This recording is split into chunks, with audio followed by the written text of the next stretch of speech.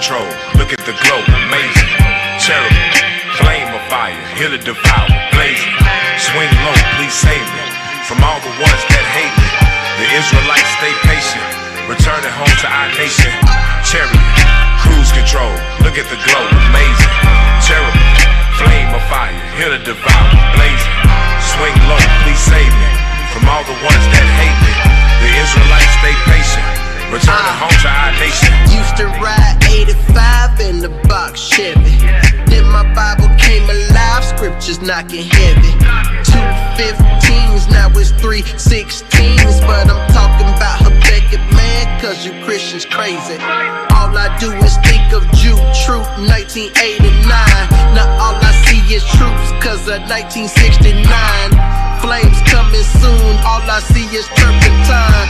But I can barely see no evil, I'm legally blind. See no evil, fit no ego, love of money, root of evil. Humpback, eye of needle, crooked letters, spell I eat them. Neglect must, I never feed them. Thoroughbreds, I gotta breed them. Brilliant minds, I gotta free them. Some can't go, I gotta leave them. Extraterrestrial, pray I become celestial. Extraterrestrial, pray I become celestial. Rizzle, Cherry, cruise control, look at the glow, amazing. Cherry, flame of fire, here to devour, blazing. Swing low, please save me from all the ones that hate me. The Israelites stay patient, returning home to our nation. Cherry, cruise control, look at the glow, amazing. Cherry, flame of fire, here to devour, blazing. Swing low, please save me from all the ones that hate me. The Israelites stay patient, returning home to our nation. In the end, cut off the thief, I can't take it here. Forever dead and paying dividends. Reparation to Jerusalem for everything that they stole from there, and all the lies that they sold us here. Take me home, flying through the air. The speed of light is your first gift. The firmament about to crack it. Leviathan release the kraken. The angels here to get it cracking. I'm leaving it all, no packing. No lost wife, not looking backwards. Let my people go from their shackles. We beat the nation down to a fraction. And my God about action. Black as a cold, ruling the globe. This ain't new to my people. Yeah, my camp light is camp light. Yeah, we lit this camp light. Yeah, do it down the ride, but it's camp light. This camp light. Yeah, we lit this camp light. Yeah, we put our lives on the line, but it's camp light. This camp light. Yeah, we lit this camp light. Yeah, we prophesy 365, but it's camp light. This camp light. Slanging our sword, yeah, we coming down your street. Spiritual war, bring that fire, gon' feel that heat. Squad up on them corners, can't be discreet with it. Shoot out scriptures like a gun, bullets, we speak with it. The word's God is our weapon, we get deep off in it. Confound the so-called Christians, wise of the devil, we killin'. Armor up, tearing down the doctrines of the word, the spirit, she wicked. Posted up all day and night, gathering up the tribes of Israel. To us, did you get this word? No, we don't fight, but feelings get hurt. We'll cut you up, slashing you with this word. Your spirit got cooked cause the scriptures you heard. We show you love, you think it's hate. If you don't repent, you might meet your fate. No, the Bible ain't up for debate. No sugarcoat, I'm telling you straight. We just a messenger. You try to shoot us down with the dark side, then you fail. Did you not know that nothing you do to the prophets of God, no, it won't prevail. Coming down strong on all of them coons. 144, we rising up soon. The other nation posted up with their goons. So what's about to happen next? Stay tuned. With this camp life, that's right. With this camp life, that's right. With this camp life, yeah, we live this camp life. Show up in your hood with this good, yeah, my camp life is camp life. Yeah, we live this camp life. Yeah, do it down the ride, but it's camp life. This camp life. Yeah, we live this camp life. Yeah, we put our lives on the line, but it's camp life. This camp life. Yeah, we live this camp life. Yeah, we prophesy 365, but it's camp life. This camp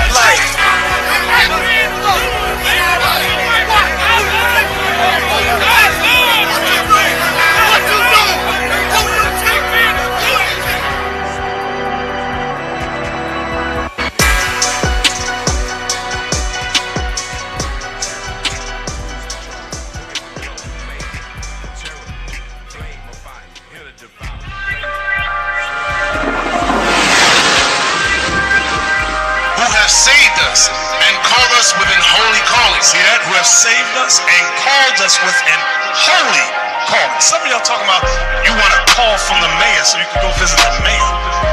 You want a call from the president so you can go see Obama. Are you kidding me?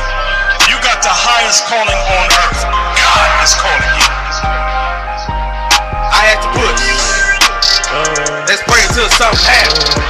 In the meantime, I'ma keep God commandments. Glory to the Father, love for the Son. Hold fast to what I have until He comes. Push. I had to push. I had to push. Let's pray until something happens. In the meantime, I'ma keep God commandments. Push. Go ahead and accept your fate. Some of y'all gon' reprobate. Some of y'all just can't relate. Boxed in like a featherweight. The prophet's back here to dominate. Eat cold cuts on the Sabbath day. Restitution is right on time. You know the Most High, He ain't never late. 2/3 on the open fire, while the 1/3 seem lamb and steak. I drink wine from the true vine. Read the Bible twice, now I'm awake. The 12 tribes, yeah, we here to stay. That's the punchline till we get the gate. I'm reaching for the kingdom so hard, I damn near tore my shoulder blade. Deacon told me to hold the line like Spartacus, I ain't going away.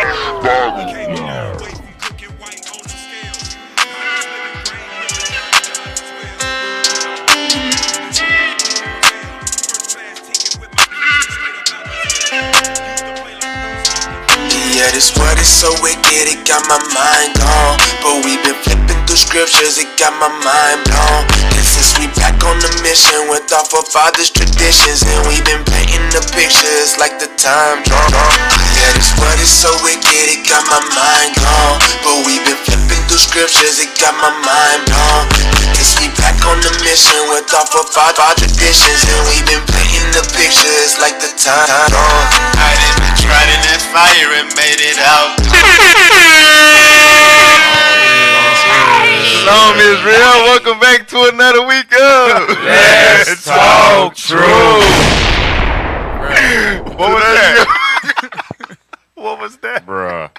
What happened? You got myself, Officer Manuel. Officer Ezra. Officer Jonah. Officer Isaiah. Hey, we gotta let them know what's going Right, on. cause they don't get the rest of the battle first, man. Hey, can I explain it? Explain it, Can I explain it? So officer. Introduce yourselves. Officer Zachariah. Right. Officer Jeremiah. Whoa! Hey, get on, nobody no camera. Let's go. Come back. Come on now, Come back. Come on now, dog. Hey, I'm messed up right now. Yeah, you are. Man. All right.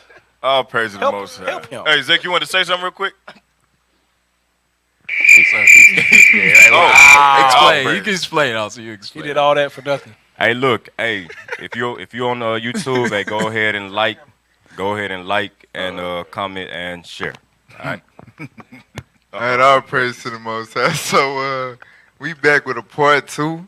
More truth about Dreamland. As y'all know, we did a Black History Month series where we brought out the truth about hidden Black history. Right. That's not really taught on any platform. Right. We covered it during the so-called Black History Month, which, as we know, that's the shortest damn month of the year. Right. You know what I'm saying? Right. So, hell, we had to extend this joint to cover the rest. That's right. Little Rock, West 9th Street, Dreamland, right?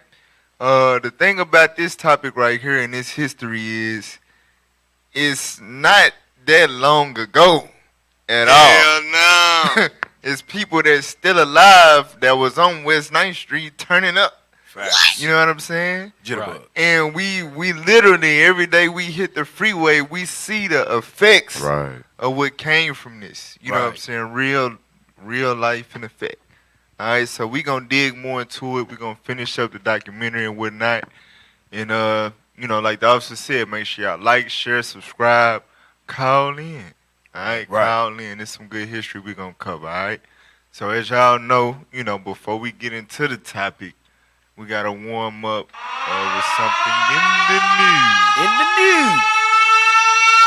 Now this right here. Now we didn't cover. I forgot which show it was, but we dealt with Lawrence Smith Fields. Right. And what happened to her. Well, guess what? Another one bites the dust. All right, let's get that article up. This is from Jammin' 107.5. Black woman found dead after date with white man. Police won't investigate. Sheesh. A Kansas City, Missouri family is seeking answers after their loved one was found dead the day after going on a date with a white man. 29-year-old Asia Maynard was last heard from earlier this month by her sister, Tara Maynard, whom she was supposed to visit. She called me Friday at 10:30 or 11 and said, "Hey, I met a new friend. I'm going on a date. I'll come by tomorrow," Tara told Fox News 4. Asia's family never heard from her again after that. After Friday, she never called. She never showed up, and that's not like her. So another day goes by. I said, something's not right. It's not sitting right with my spirit, Tara said. Tara told the news outlet she called the police to file a missing persons report, but was told that Asia was probably fine and that they would reach back out. Only Tara would soon learn that the authorities. Don't read that one. It's bigger. I'm used to it. And Tara would soon learn that the authorities already knew about Asia's death and they were never contacted. So there's the same exact thing that happened with Lawrence Smith Fields. Right. Come on now, dog. They knew it was a body. They didn't even let the family know. Wow. What the hell? Keep going. Saturday morning, they found my sister deceased, Tara said. The family said the man she'd gone on a date with called police to report that she had died. The same damn thing. She just died. Wow. What police told them next broke their hearts and raised questions. Questions? We're going to say that she died of natural causes because there was no foul play. Wait a minute. Now, if this was a black man Facts. and a white woman, they'd have federal funds to investigate with. Investigate? Ain't no. Right. He going under. He ain't gonna make. They gonna pull up, see a dead white woman. It's over with. And it's everything foul. Right. Damn. Foul on the plate. Right. That's the foulest play. Your black skin with her white skin. Damn. Read on. Let's see. Tara said the police told the family, I feel like they are rushing the investigation. Damn. Asia's family say the mother of 4 was healthy and strong. She's only 29. You're not dying of natural causes at 29, her mother Denise Maynard told the outlet. Watch this. Look. Now this is from Cold World. It says, Asia Maynard went on a date with this man, Isaiah.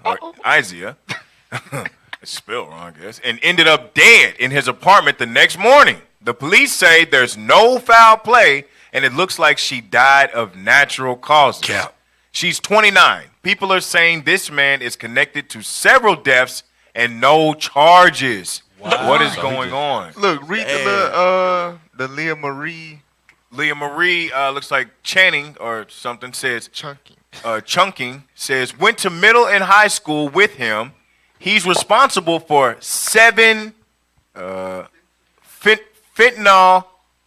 overdoses that have been swept under the rug just in the last year. Wow. Come on now, dog. Isaiah James Crown is his name.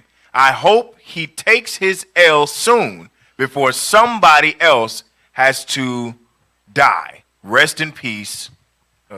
Something. So this man is a damn serial killer. He is facts. He like that. He's like that.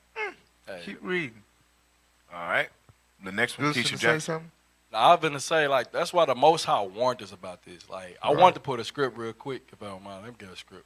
Okay. Give me Joshua 23 and verse 12. Read that. The Most High warned us about this. Like, man, like, it's crazy. You remember back in the 50s, the 40s, you know what I'm saying? That was not even, you didn't see how people really trying to get with them. No. You didn't see them trying to get with us. You know what I'm saying? We understood that, hey, no, we need to be with our people. Right. It's just of today's time, we like, oh, he's good now. He's changed.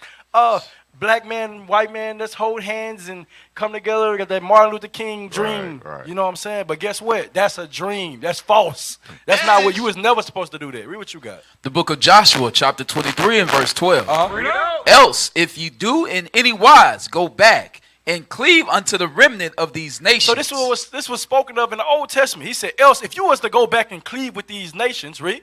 Even these that remain among you, Uh-huh. and shall make marriages with them. Guess what?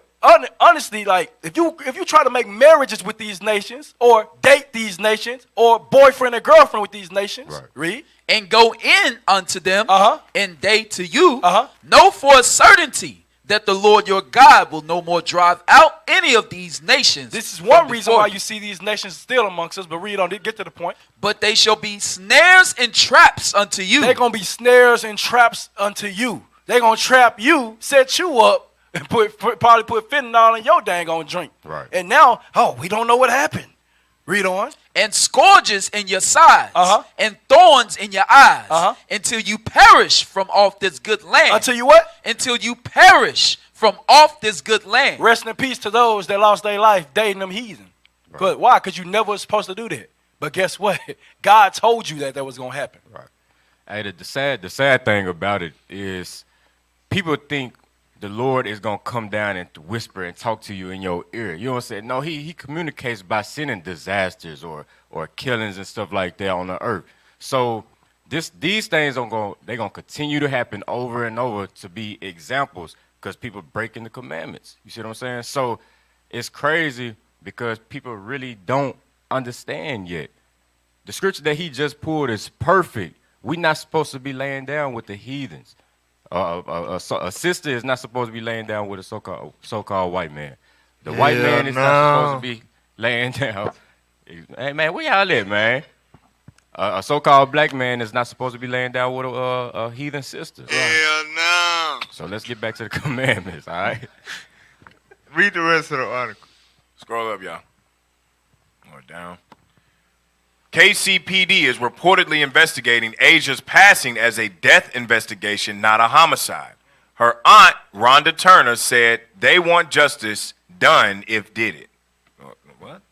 We want police to listen to us, Turner said.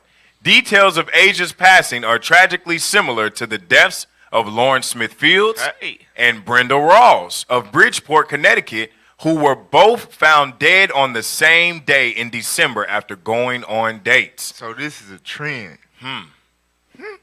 Their families each said police failed to properly notify them of their loved ones' deaths, and in the case of Smithfield's death, the family said police were initially not investigating the man the 23-year-old had seen hours before her death. All righty then. So now look. Now, the Lawrence Smith Fields and Brenda Rawls, it said those deaths happened in December, right? Right. Officer Isaiah just made the point, you know what I'm saying, these things happen to warn us. You had the movie Get Out. Facts. You know what I'm saying? Then you got it happening in real life. It's real deal death, serial killer stuff going on, dealing with Esau and the black woman. Sister, what's her name? The one this time? Maynard, Asia Maynard. She said, la la la la. I got 4 kids. You know what I'm saying? These dudes ain't right.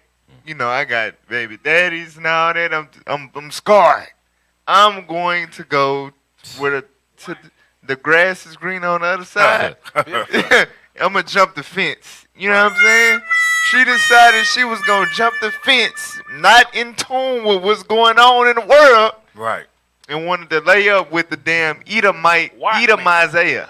White man. You know what I'm saying? What the hell is this? So I go to Ecclesiasticus chapter 12 and verse 13. Y'all know we going to talk truth, bro. We don't, cry loud, spread not. That's right. The book of Ecclesiasticus, chapter 12, verse 13. Who will pity a charmer that is bitten with a serpent? Who will do what? Who will pity a charmer that is bitten with a serpent? So, you got a person that like to play with poisonous, venomous snakes. Right. You know what I'm saying? They like to let the snakes wrap around their neck and all that. Idiotic stupidity. You know what I'm saying? Playing with danger. God said, who gonna pity them if they get bit by the snake. Your ass should have been playing with a snake. It's a snake. You know what I'm saying? It don't got no feelings. It don't communicate with you and become your damn friend. It's a snake. Who gonna pity that person that get bit playing with the snake?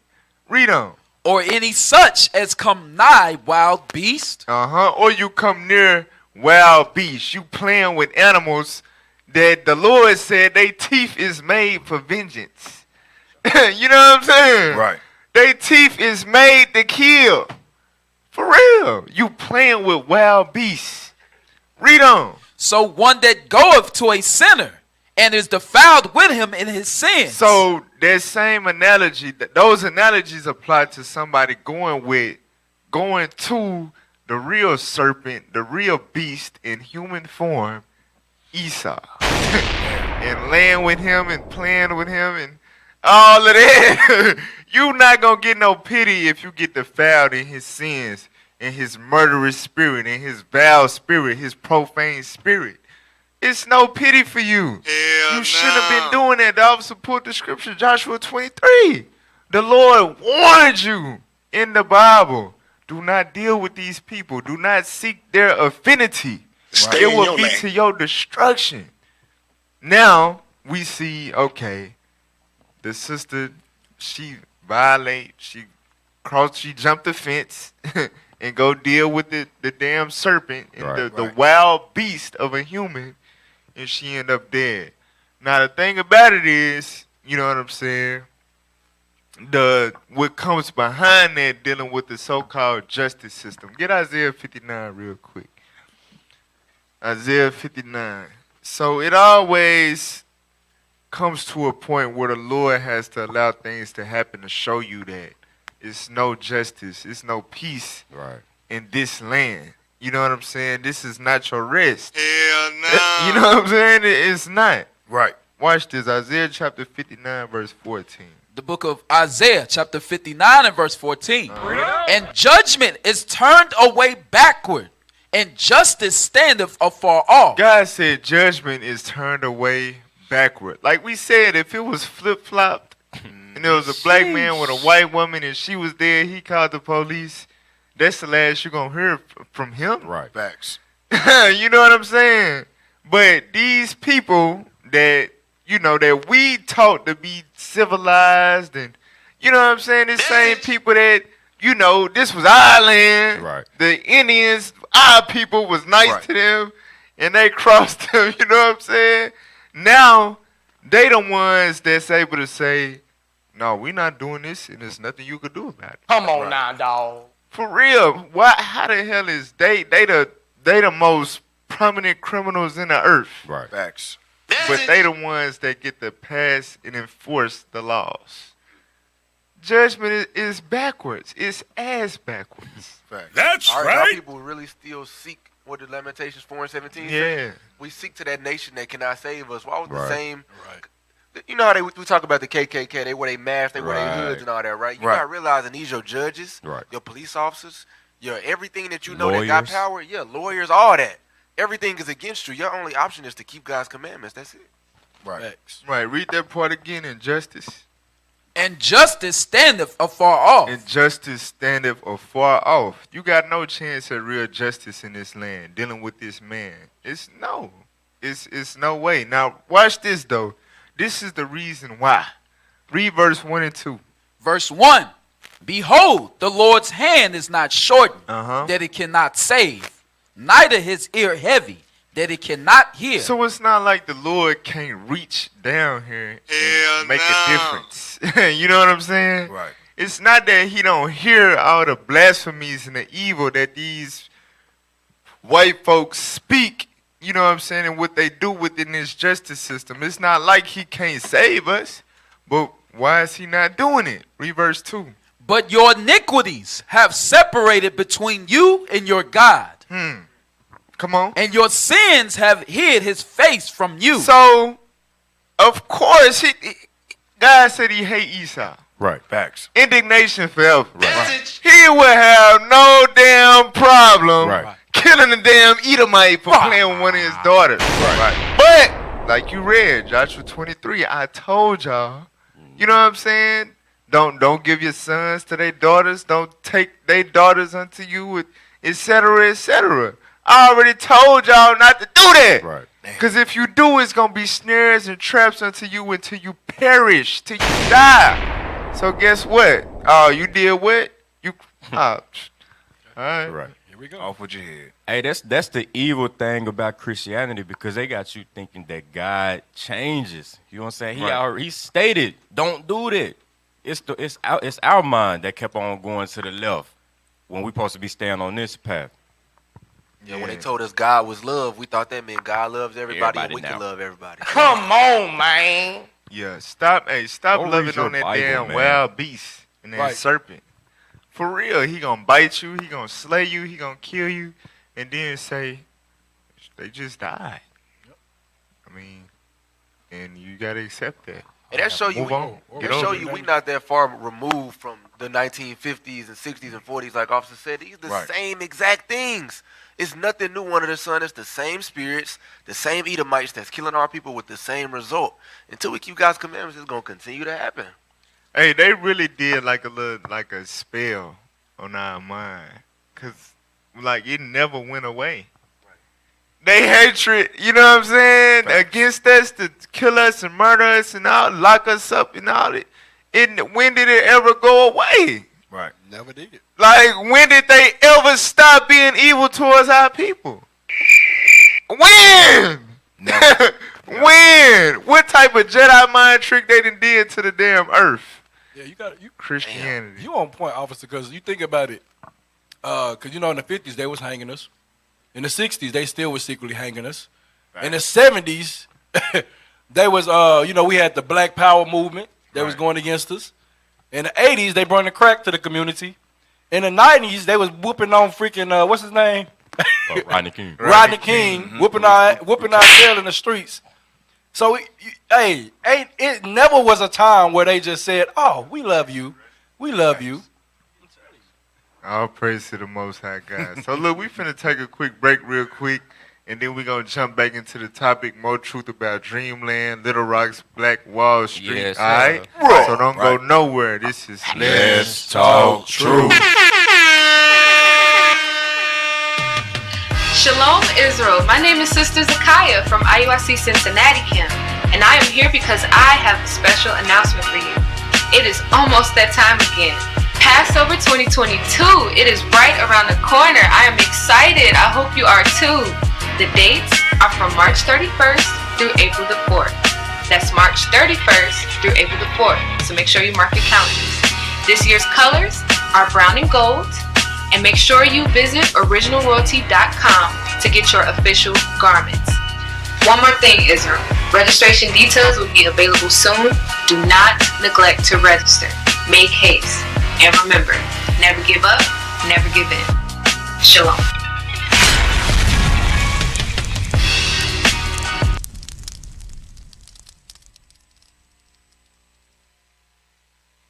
It's a feast day, celebrate. You know that we could get crazy all night, all day. I'm turning up for the one who made me, yeah. I may haste and don't hesitate to praise, yeah, for the rest of my days. And I know it's so much to let you know. My approach may come off a natural, and I guess it's still like a vegetable. Gotta get my dancing, yeah. We got the fam getting down where we at. Yeah, Vanessa get down like that. We turning up cause it's a celebration. I'ma push beyond my limits.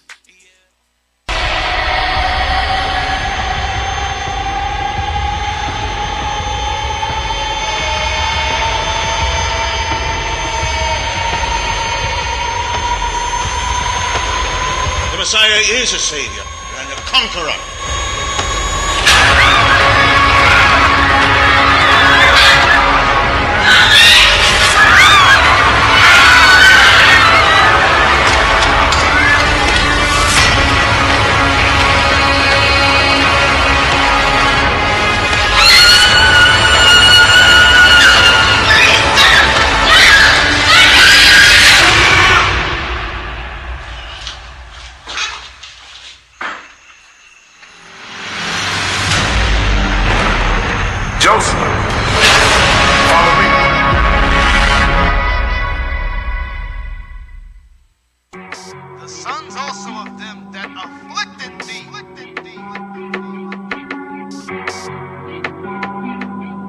shall come bending unto thee, and all they that despise thee shall bow themselves down at the soles of thy feet. I was born a king. I was born a king. It took a little more to get me out the way. I was born a king. I was born a king. It take a little more to get me out the way. And in my mother's womb, fashioned to be flesh, ordained to be a prophet. I'm pushing till nothing's left. Fell away from my heritage, trying to retract my steps. Cause all my life's been a fast. The water got me refreshed. Deception, lies, I confess. The reason we still oppressed. No mercy, truth in the land. Dead captive serving the flesh. No longer dead, resurrect. The enemy, I'm at his neck. Alliance what from the prey. The scepter and nothing less. Was born from the greatest of bloodlines. He made us a nation of kings and priests. My forefather was David, I fear him with all amazement. Peculiar people, they hated the power, love, and peace. No knowledge we simulated, but now we doing away with the heathen customs, the hatred. No longer will I bow down and let you cover my greatness and blacken to the ground. Perfection is how we made us. And if they hating on me, tell them hate some more. I was born a king. I was born a king. It take a little more to get me out the way. I was born a king.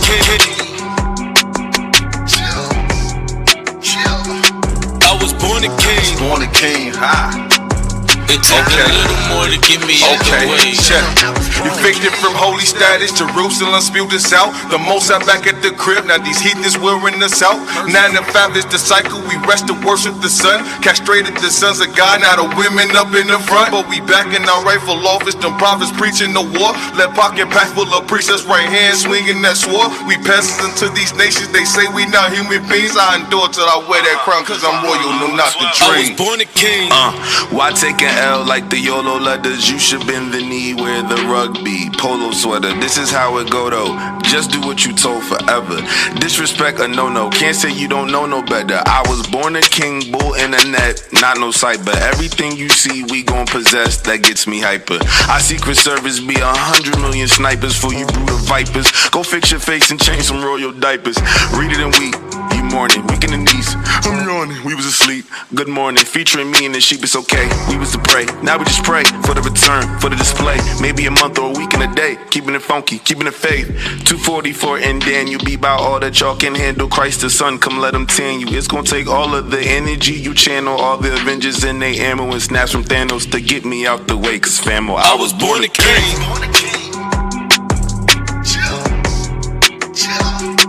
I was born a king. It take a little more to get me out the way. I was born a king. I was born a king. It take a little more to get me out the way. I was born a king. The sons also of them that afflicted thee. The sons of those nations that afflicted us, the Israelites, shall come bending unto thee. They shall come bending unto us. And all they that despise thee, and all the that hated our guts, shall bow themselves down at the soles of thy. Yes, sir.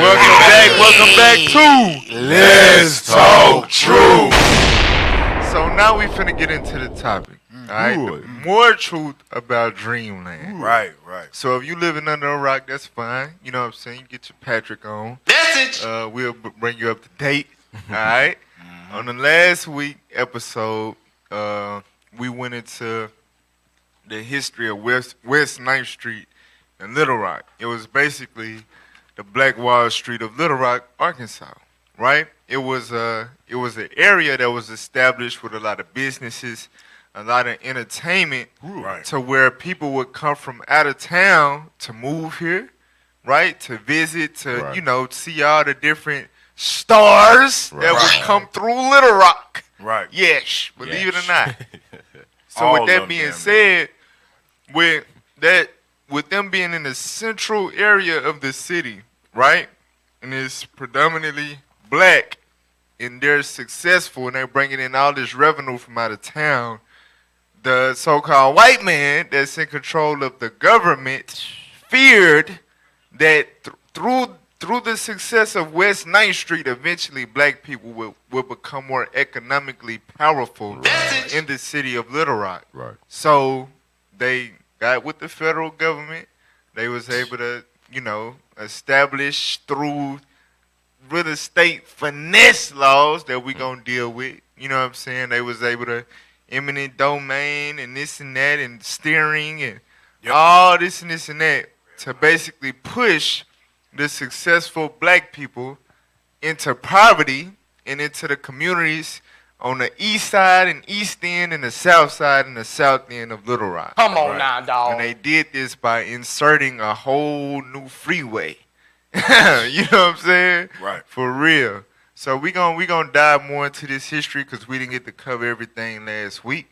So make sure y'all take notes. Send this to your people. You know what I'm saying? It's just good edification. It's good information. Right. Like I said, they not covering this on no other platform. Hell right? no. Right. So let's get to the article. We had read through, I guess you could say most of it, maybe a little more than half, but we didn't get to finish it. So I want to pick up. Scroll down. Scroll down. Let me see. Go up a little bit. That right there. Mm-hmm. It says. So this is encyclopedia. Go ahead. This is the Cal's Encyclopedia of Arkansas. It says, given this residential gerrymandering, it is hardly surprising that Little Rock's first response to the Brown versus Board of Education of Topeka, Kansas school desegregation decision was to build 2 new geographically segregated high schools in the city. So you know how America works. You got different cases that cause amendments and things of that nature, right? So through the Brown versus Board of Education, every school everywhere had to allow blacks and whites. Right. If it's a public school, they got to go to they can go to the same one. Come on now, dog. In Arkansas, they was pissed. Right. And like, man, I'm a nigger in the damn school. Facts. So, the Little Rock 9, Right. they'll teach you about that in school. Right. That's a whole nother thing, right? Part of it. But, so their response in Arkansas was, all right, since y'all want to play, we ain't going to play fair. Right.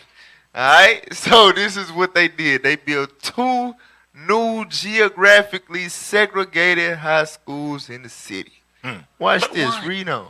In addition to the existing centrally located white Central High and black Dunbar High, Horseman High was built in the predominantly black eastern part of the city. So they had a high school built on the east side where all the black folks was at. Go ahead. And Hall High was built in the predominantly affluent white western part of the city. So they built Hall High towards the west end of the city where all the white folks was at. So they made it to where we still gonna be segregated, guys. Right. For real. Read on. From the outset, this encouraged the school district to grow in a geographically segregated manner, hand in hand with city housing policy.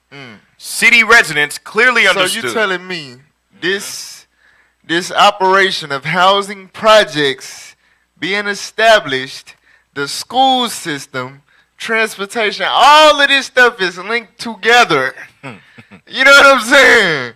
They was all working together to oppress you to this day. Facts. And we be really thinking that we like politics we can do, man. Hell no. Hey, one of the common misconceptions or issues that we deal with is when people talk about racism in general. When we say black people cannot be racist, right? This is a perfect example to let you know. And then they try to make it all fancy, systemic racism, try to put it into categories. Right. Bro, you know what? To be real, bro, black people need to be racist. We the only people that's not. Right. Facts. Think about it. Facts. You go anywhere in the world to a country where race is the predominant ruler of that country, They all right. They looking out for the best interests of their race, as they should. Right. Facts. You see what I'm saying? We the only people we want to be equal to everybody. No, except us and don't love your own. Right. The hell is wrong with you? Love yours. Hey, I would say something funny. Like, y'all know I'm a barber. I cut in the shop. So, yeah, you know.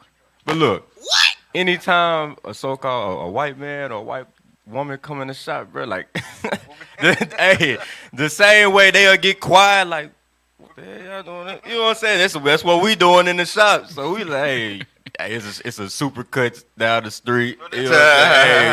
Hey, go to Walmart to get your shop or something. Damn. That's racist. That's racist. You're racist. Hey, Don't look at that. Racist. It's really prejudice though. Racism, it involves power. We don't have any of it. All right, but anyway. Hey, and then look. Hey, we need to be racist, bro. Your ass couldn't. Who you couldn't? Ishmael, man. Hey, look. Yeah, you put it on video. Look, I had plans after leaving the shop and everything, but you know, like with their hair texture, I could have, you know, that's stabbing me. His hair was stabbing me. You know what I'm saying? So. Hey, that's how I was when he came in the shower. Like, hey, I'm finna chop you. I gotta go take me a shower after this. Damn. It's bro, you know that's how they not God chosen people, bro. They hair make you itchy, bro. What the hell? They stink too, bro. The hell is this? Ishmael man. And it made a mess. They don't never use deodorant for some reason. Ishmael always, I don't know what it is, bro. Thanks. They funky. They funky here. Facts. Come on. All right. City residents clearly understood what was happening. A 1964 report by the Greater Little Rock Conference on Religion and Race titled Confronting the Little Rock Housing Problem, an Alarming Trend, noted, the evidence indicates an advanced trend toward complete racial segregation in housing. Scroll up. At one meeting of concerned citizens, Little Rock Housing Director Dowell Naylor was asked bluntly, is development and housing in Little Rock drawing racial groups together or silently drawing them apart? Naylor answered, drawing them apart. Damn. Watch this. Private sector practices bolstered public policy in creating a geographically segregated city. So what this paragraph going into is the real estate aspect, right? And I want to do a radio show called Racism in Real Estate. Lord's willing, I can get some guests, you know, but you know, my folks probably be scared. You know, Monica ain't finna. Right. I might lose some. But Lord's willing, I can get some guests to come and speak on this, because Maurice Taylor, he very knowledgeable when it comes to this stuff. So I don't know. You know what I'm saying? Lord's willing one day get my peers to come in and speak on this. But this whole paragraph is going into terms that I had to learn in school and remember what it meant to pass and all that. But they never brought up how it was done right here at home every last term. Every last one they did right here in Little Rock. Right. Watch this, read. Restrictive covenants were placed in property contracts to prevent resale to blacks. Which is legal. Right now, they passed a bill to where they can't enforce it, but it's neighborhoods right now, it's still in the covenant. No black people can be a resident in this neighborhood. Damn. It's still in the to this day. To this day. Watch this. Help me. Keep reading. Redlining was used by banks and mortgage brokers to deny loans to black families in white areas of residence. So on the lender side of it, they basically had it mapped out to where when it come to this neighborhood and this boundary or whatever, no matter what their credit is, what money that funds they got, deny. Bruh. Under the table business, brother. No, we gon' wait, lenders, if you want to stay in business with us, but better not let no niggers get no loan to stay up over here. Come on now, dog. Read on. Real estate agents used racial steering to show white purchasers homes only in areas of white residents, and black purchasers' homes only in areas of black residents. Now this still exists. This is illegal. You can't do this, but agents still do it to this day. You know what I'm saying? To this very day. If you're my client and you black, let's just go to Southwest. Let's not even waste time trying to. Come on, you know what I'm saying? No, I'm supposed to put in your pre-approved amount, what you got, whatever area you interested in, and I'll show you whatever how it could be. You could no black person in sight. I'm supposed to take you there. I take you there. That's the law. But it's agents that still do this to this day. And that's the foundation of Little Rock as we know it today. Hey, look at that. That show you the other nations, they got a real allegiance and loyalty to each other. Because the reason those so-called white real estate agents are doing that. It don't get no more racist than this. Right. Facts. They don't get no more racist than this. The Bible, can I get the scripture real quick? Get Zephaniah 2. The scriptures tell you that the other nations are going to be racist towards you. They not going to want to be around you. They not going to want to look at you, eat at the same table as you. The only reason they doing any of that stuff now is because they've been quote-unquote forced. Right. But they still not doing it. That's why you think at your church it ain't no white people in there. You got the white church over here, the black church over here. Facts. The black housing over here, the white apartment. Even white people got apartment complexes too. Facts. But they stay in the nice ones and you stay in Westlake. What? Why? Because the scripture says this. Read. The book of Zephaniah, chapter 2 and verse 1. Gather yourselves together. That's why God said we have to gather together. But why is it that in the hood, on Sunnyside, in the projects, and Willow Bend, and wherever we at, when we are together, we doing evil? We supposed to come together in the laws of God and do the right thing. Right. Why? Read. Yea, gather together, O nation, not desire. O nation, not desire, meaning what? The other nations hate you. Facts. They tell you that every day. We proving it with the article. We are the nation, not desire, meaning what? We are the Israelites. The Bible is the true book. Right. That bring me to the point, like, the mindset that we had as a nation of people at that time. You got to think about it. We was literally marching to freaking had the same water fountain. Come on them, now, bro. Dog. Like, whenever, in all actuality, we greater than them, In fact, I get a script. Give me 2 Corinthians 6 and 17. Hey, those marchers are still alive. Right. Like, this is crazy. We still, like, bro, forget them. How about let's build up our people? Let's worry about our community. Let's forget what they talking. That's how we gotta be, and that's how it was always established from the beginning. That's right. Certain things, you gotta just bump your head. You know what I'm saying? To realize, like, cause you gotta think in their mindset, they like, we done been here all these generations. We didn't put in all this work for America. Right. You know what I'm saying? You just said I was free. Now, if I'm, traveling or whatever, and it's only a white store in town, I want to be able to get some I want to be able to dine. Right. Yeah. You know what I'm saying? I got to go 5 extra miles to a black one. I want to be able to eat at the white one. So the black people, they built up an audacity. They went to the war. You know what I'm saying? They fought. They like, man, we earned the right to be accepted by the whites. Damn. Not knowing that. Bars. Like, that ain't the light. You know what I'm saying? That is not the way to go. Like, build more black stuff. Exactly. So you can stay the hell up. But we had to go through it to see, all right, we going to let you in these white restaurants and the white this and the white that, and we still going to get the hell away from your black ass. Damn. You still going to be oppressed. And you going to lose all the black businesses that you had trying to get into the white ones, you know what I'm saying?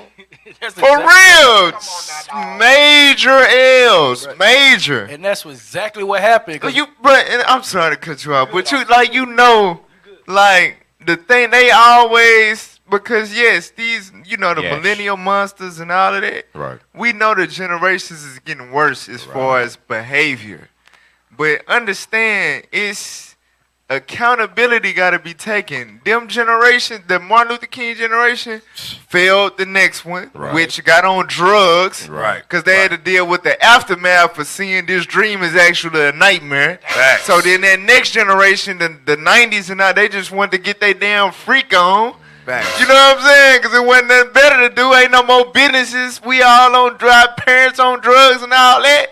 You know what I'm saying? Then the next generation, hell, that's us. You know what I'm saying? We lost. We caught up in so we done forgot all of this history that happened not too damn long ago. So we blind. We thinking the world supposed to be this and this and that. We not knowing we entering into a system that we completely ignorant of. Right. And we falling right into where the oppressor want us to be. Whole time we not even thinking that there's an oppressor. Hell no. You know what I'm saying? For real. All of this trickle down to us being let down by, you know, the generations ahead of it that actually had establishments. They was on a path to really slick liberate black people in the sense that we would have our own if we remain segregated. It's crazy, bro. Go ahead. Oh, praise. Hey, girl, give me that script, 2 Corinthians. Yes, sir. The book of 2 Corinthians, chapter 6, verse 17. Wherefore, come out from among them, and be ye separate. So the Bible says we got to come from among them and be separate. Like what Officer brought out earlier, we got to come together as a nation of people. We got to come together on one mind, gather ourselves together. Because we ain't desired by the so-called Arabs, the Chinese, the so-called the white man.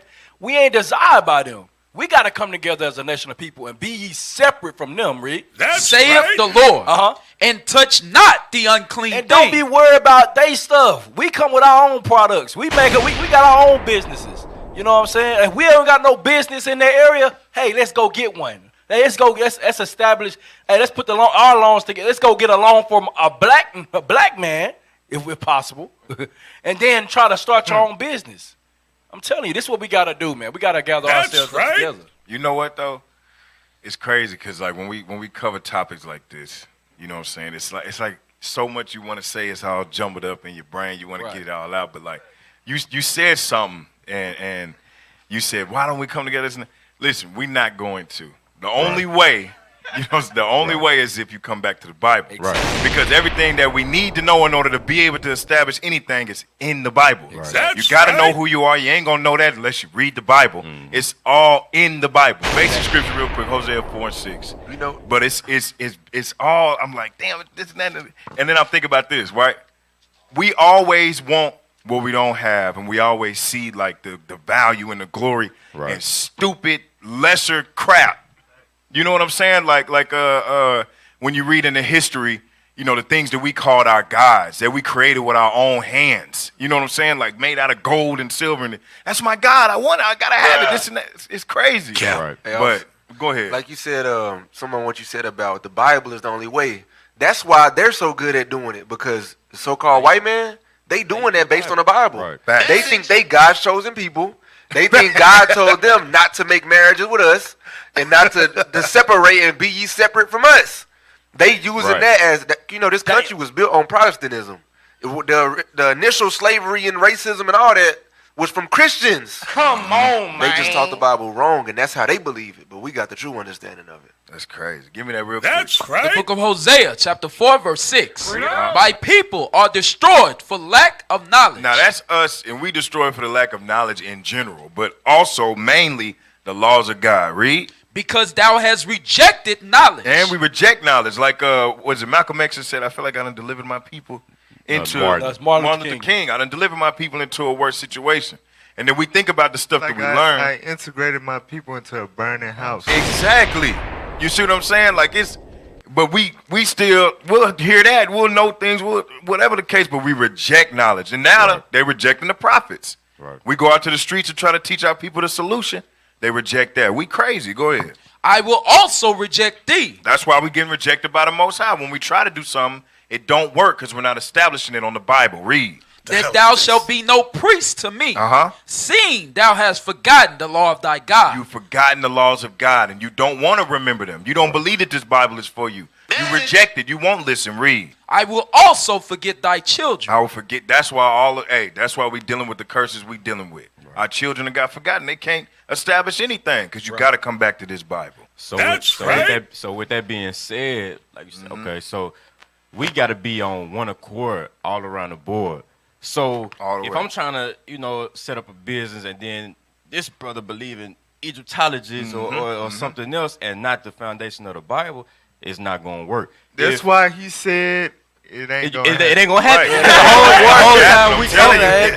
The whole time we talk, I'm constantly thinking about 2/3. You know what I'm saying? Like, this barbershop talk, like we gotta come together. Right. It's not but you want to work on Saturday. You Exactly. Right. That's the problem. That's the day you get the He more like money. adults, right? Okay, we don't get money if you, bro. You can work Sunday through Friday. We can change the narrative of all that. Saturday won't be the day you can make the most money. We stick together and change the narrative. Right. And that's why you got to come back to your heritage. That's what it all boils down to. Just come back to your heritage. Right.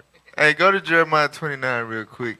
But now, what you said about that Martin Luther King quote made me think about something. It go back to what I said about, black people, they had to see that the grass wasn't greener on the other side. Right. But the consequences of that was so hefty, it's generational. It ain't no recuperating from it. But Martin Luther King, that's what he said. I fear that I integrated my people into a burning house. So you got to think him being the man that stated the Bible.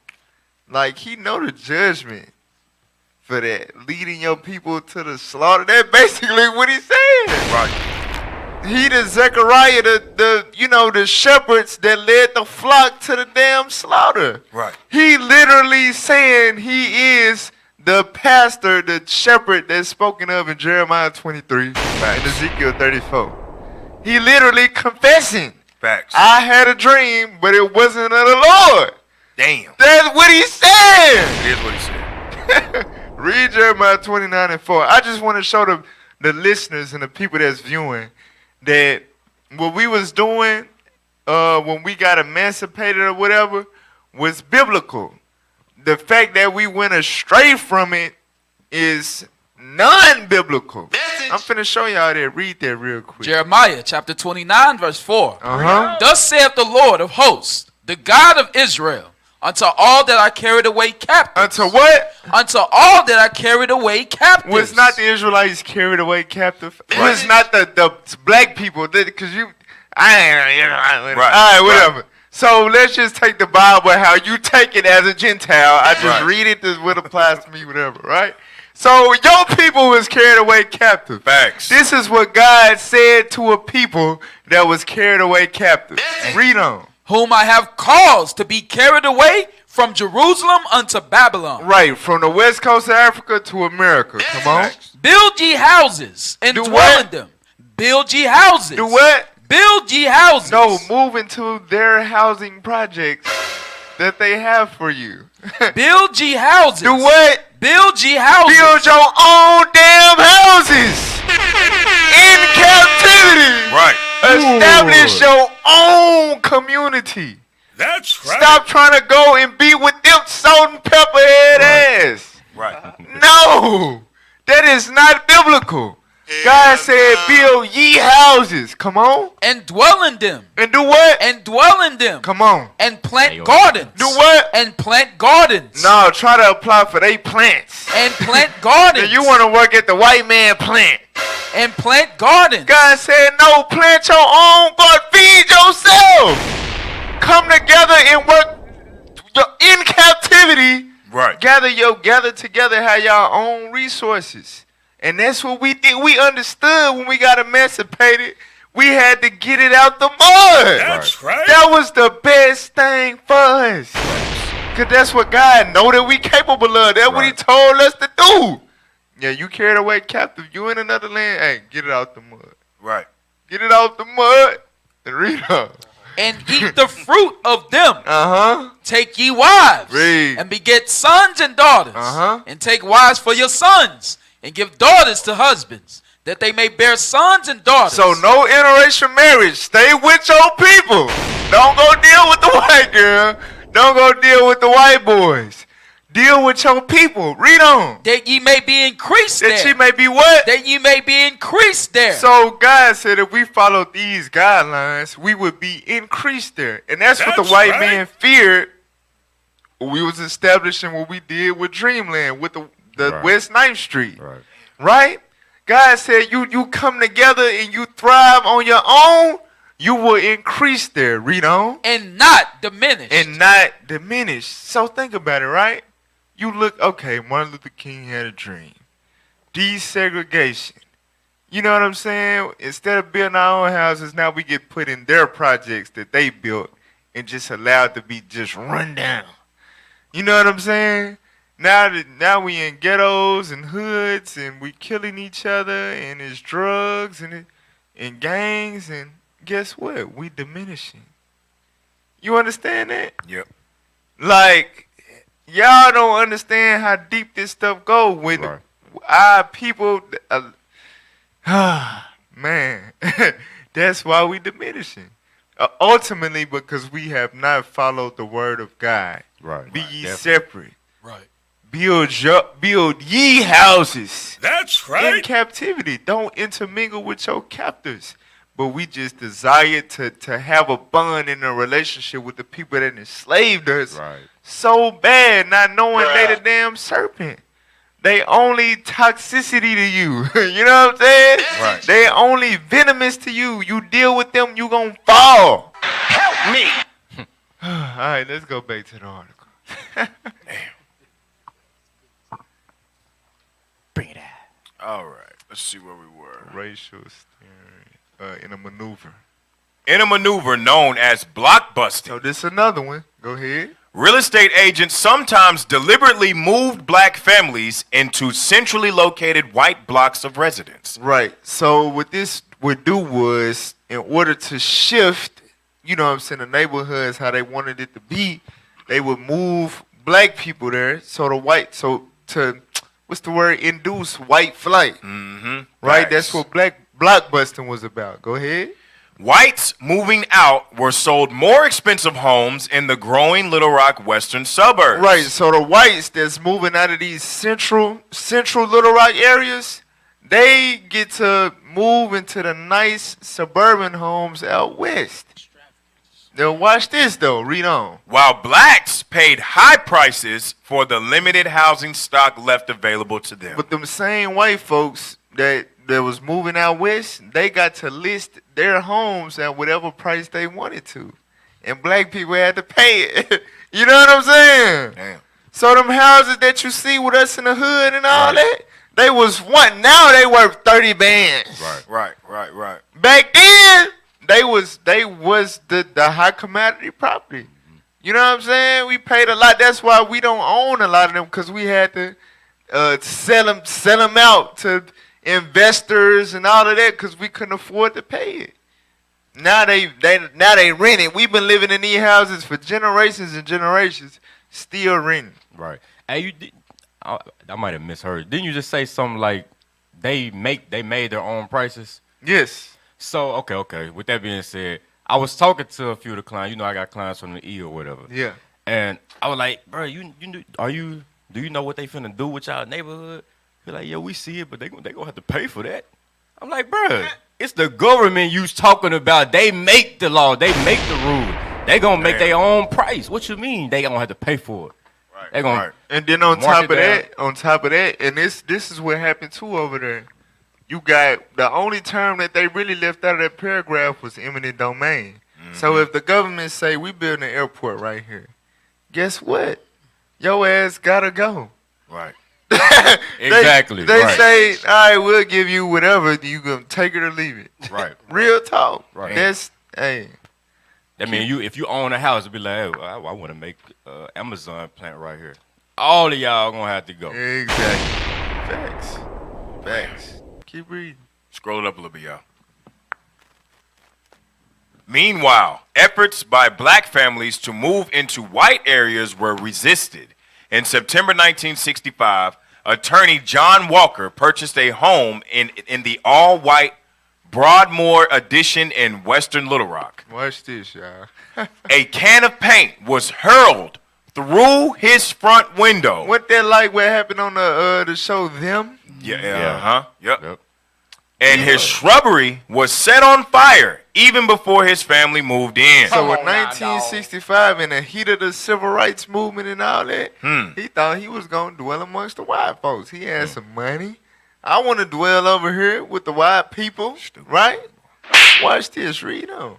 After they moved in, white neighbors ostracized them. Damn. As one resident put it, as one resident put it, the policy in Broadmoor is to ignore the walkers. If no one says anything to them, I think it will be only a matter of time before they move somewhere else. In other words, you niggers not welcome here.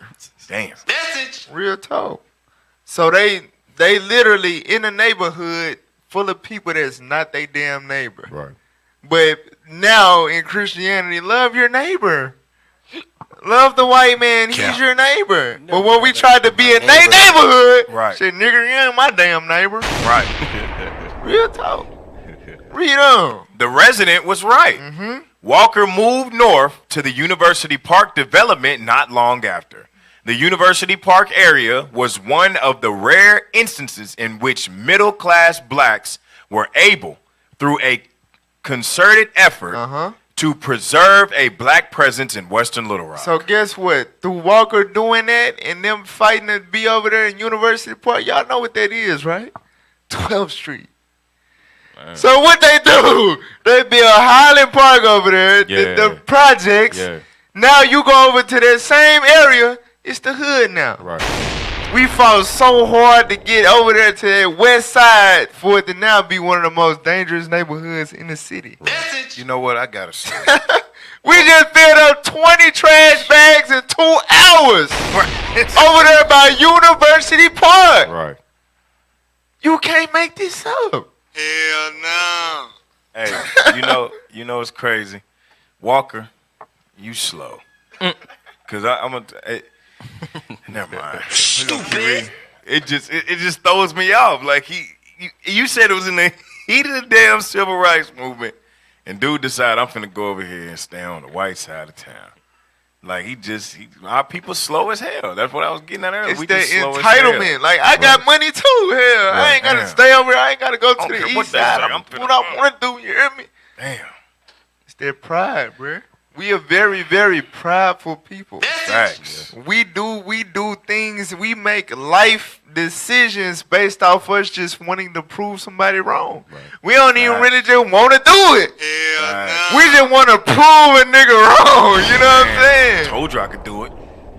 Damn. That's big facts. In 1966, the Arkansas Gazette ran a series of articles by Gerald Garrison that assessed trends in race and residence. An editorial summed up the findings. There has been a clear trend toward the concentration of Negroes in one large area, centrally located, and of whites in newer residential areas to the west. The movement is away from the pepper and salt pattern in which Negro and white neighborhoods are interspersed.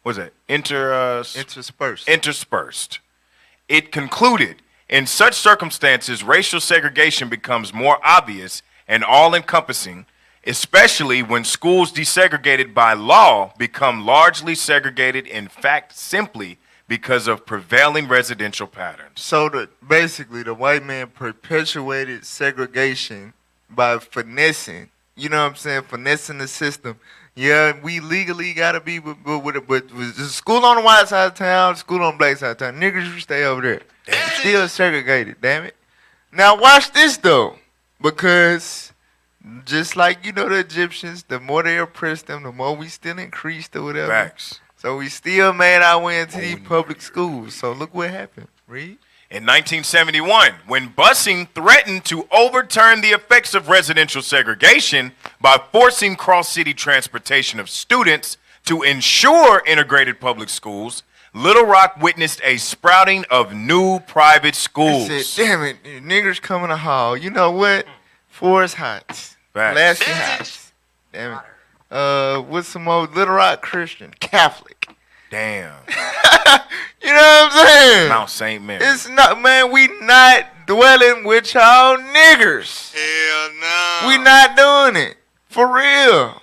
Read on. Their locations once again largely mirrored the city's segregated housing patterns. And them private schools was on the white side of town. Damn. It's the same, but you cannot win. You cannot checkmate Esau. They run the government. You can Excuse me, you cannot checkmate Esau. It's a wrap. Hell no. Let's go back to the documentary now. We had read the last program. Hey, they playing chess. We still playing checkers, man. Right. I'm gonna say they flexed on them. Didn't they? Thanks. They flexed on them, man. They went to the damn federal government. What do you think they got the funds to build all them private schools? That's what I'm saying. They leveled up like, bro. Hey, bro. And the private schools, the best schools ever. Damn. All praise the Most High. And they're learning All the right. Cost to go there and type shit. Y'all remember where we left off at? I know it was after the right here, right there. All right, let's go.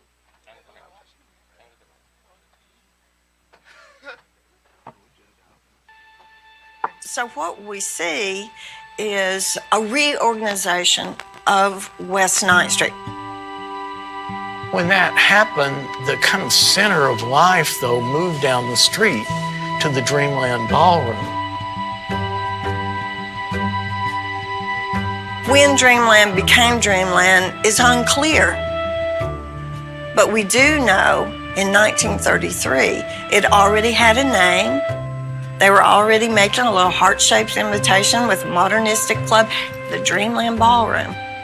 And then in 1936, the Chicago Defender newspaper starts writing about the Dreamland Ballroom and how it's going to be this music epicenter for all of these musical acts that are coming through Little Rock. In the United States of America, it appeared that music was a true freedom for the Negro race of people. We're soul people. We got soul within our soul. You'd hear the music playing, just light your soul right up. The Dreamland Ballroom was one of the most beautiful venues for these dances and for these performances in the South. Everybody talked about it.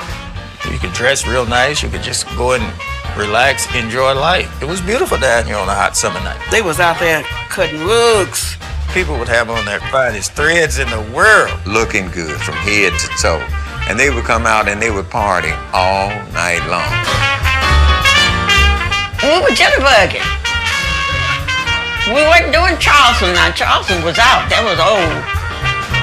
One of the best promoters was S.W. Tucker, and he's going to hold a lease on this place for a long, long period of time. And he kind of set the stage to bring those big acts to the Dreamland Ballroom. After they finished playing at the Robinson Auditorium, they were coming down to the line because this is the only place they could come. They would do that gig, and then after that, they'd come to the ballroom for the real party. And musicians are notorious about playing until the sun came up. Every week, there was some named entertainer at the Dreamland Ballroom. You name it, I've seen it. Lil Green, Tiny Bradshaw, Duke Ellington, Count Basie. Count Basie. Lord Palmer. B.B. King Band. B.B. King, Cab Calloway. Cab Calloway. Roy Milton and his Solid Cinders. The Ink Spots, Mills Brothers. Roy Brown and his Mighty Mighty Men. Al Hibbler, Lucky Millinder. Ella Fitzgerald, Addison Dean Sr., Louis Jordan, Dinah Washington. Ray Charles. Billy Eckstine. Little Richard. Etta James. Oh, gee. So many bands, and I can't even remember how many.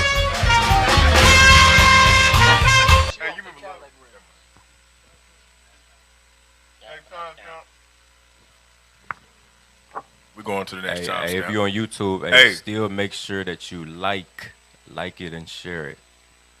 Hey, that shows you though when we work together the power that we had. You know what I'm saying? Because if you heard what they were saying about like Chicago was basically pushing the fact that hey, Dreamland is coming. Yeah, they ain't got me on the screen and nothing. All praise the Most High. We just play. Press play. Where they could play. We were on what you call a Chitlin circuit. That's where most of the black performers traveled. Here, Nashville, Beale Street in Memphis, Birmingham, they call it the Chitlin circuit. I have read about some of the events that took place here, and they had 700 people crowded into the space. There was a vibrant kind of mentality down there that probably didn't exist anywhere in the white community, but it was the black culture that really made it. Go back a little bit. Listen to what this cracker say. Message. That took place here, and they had 700 people crowded into the space.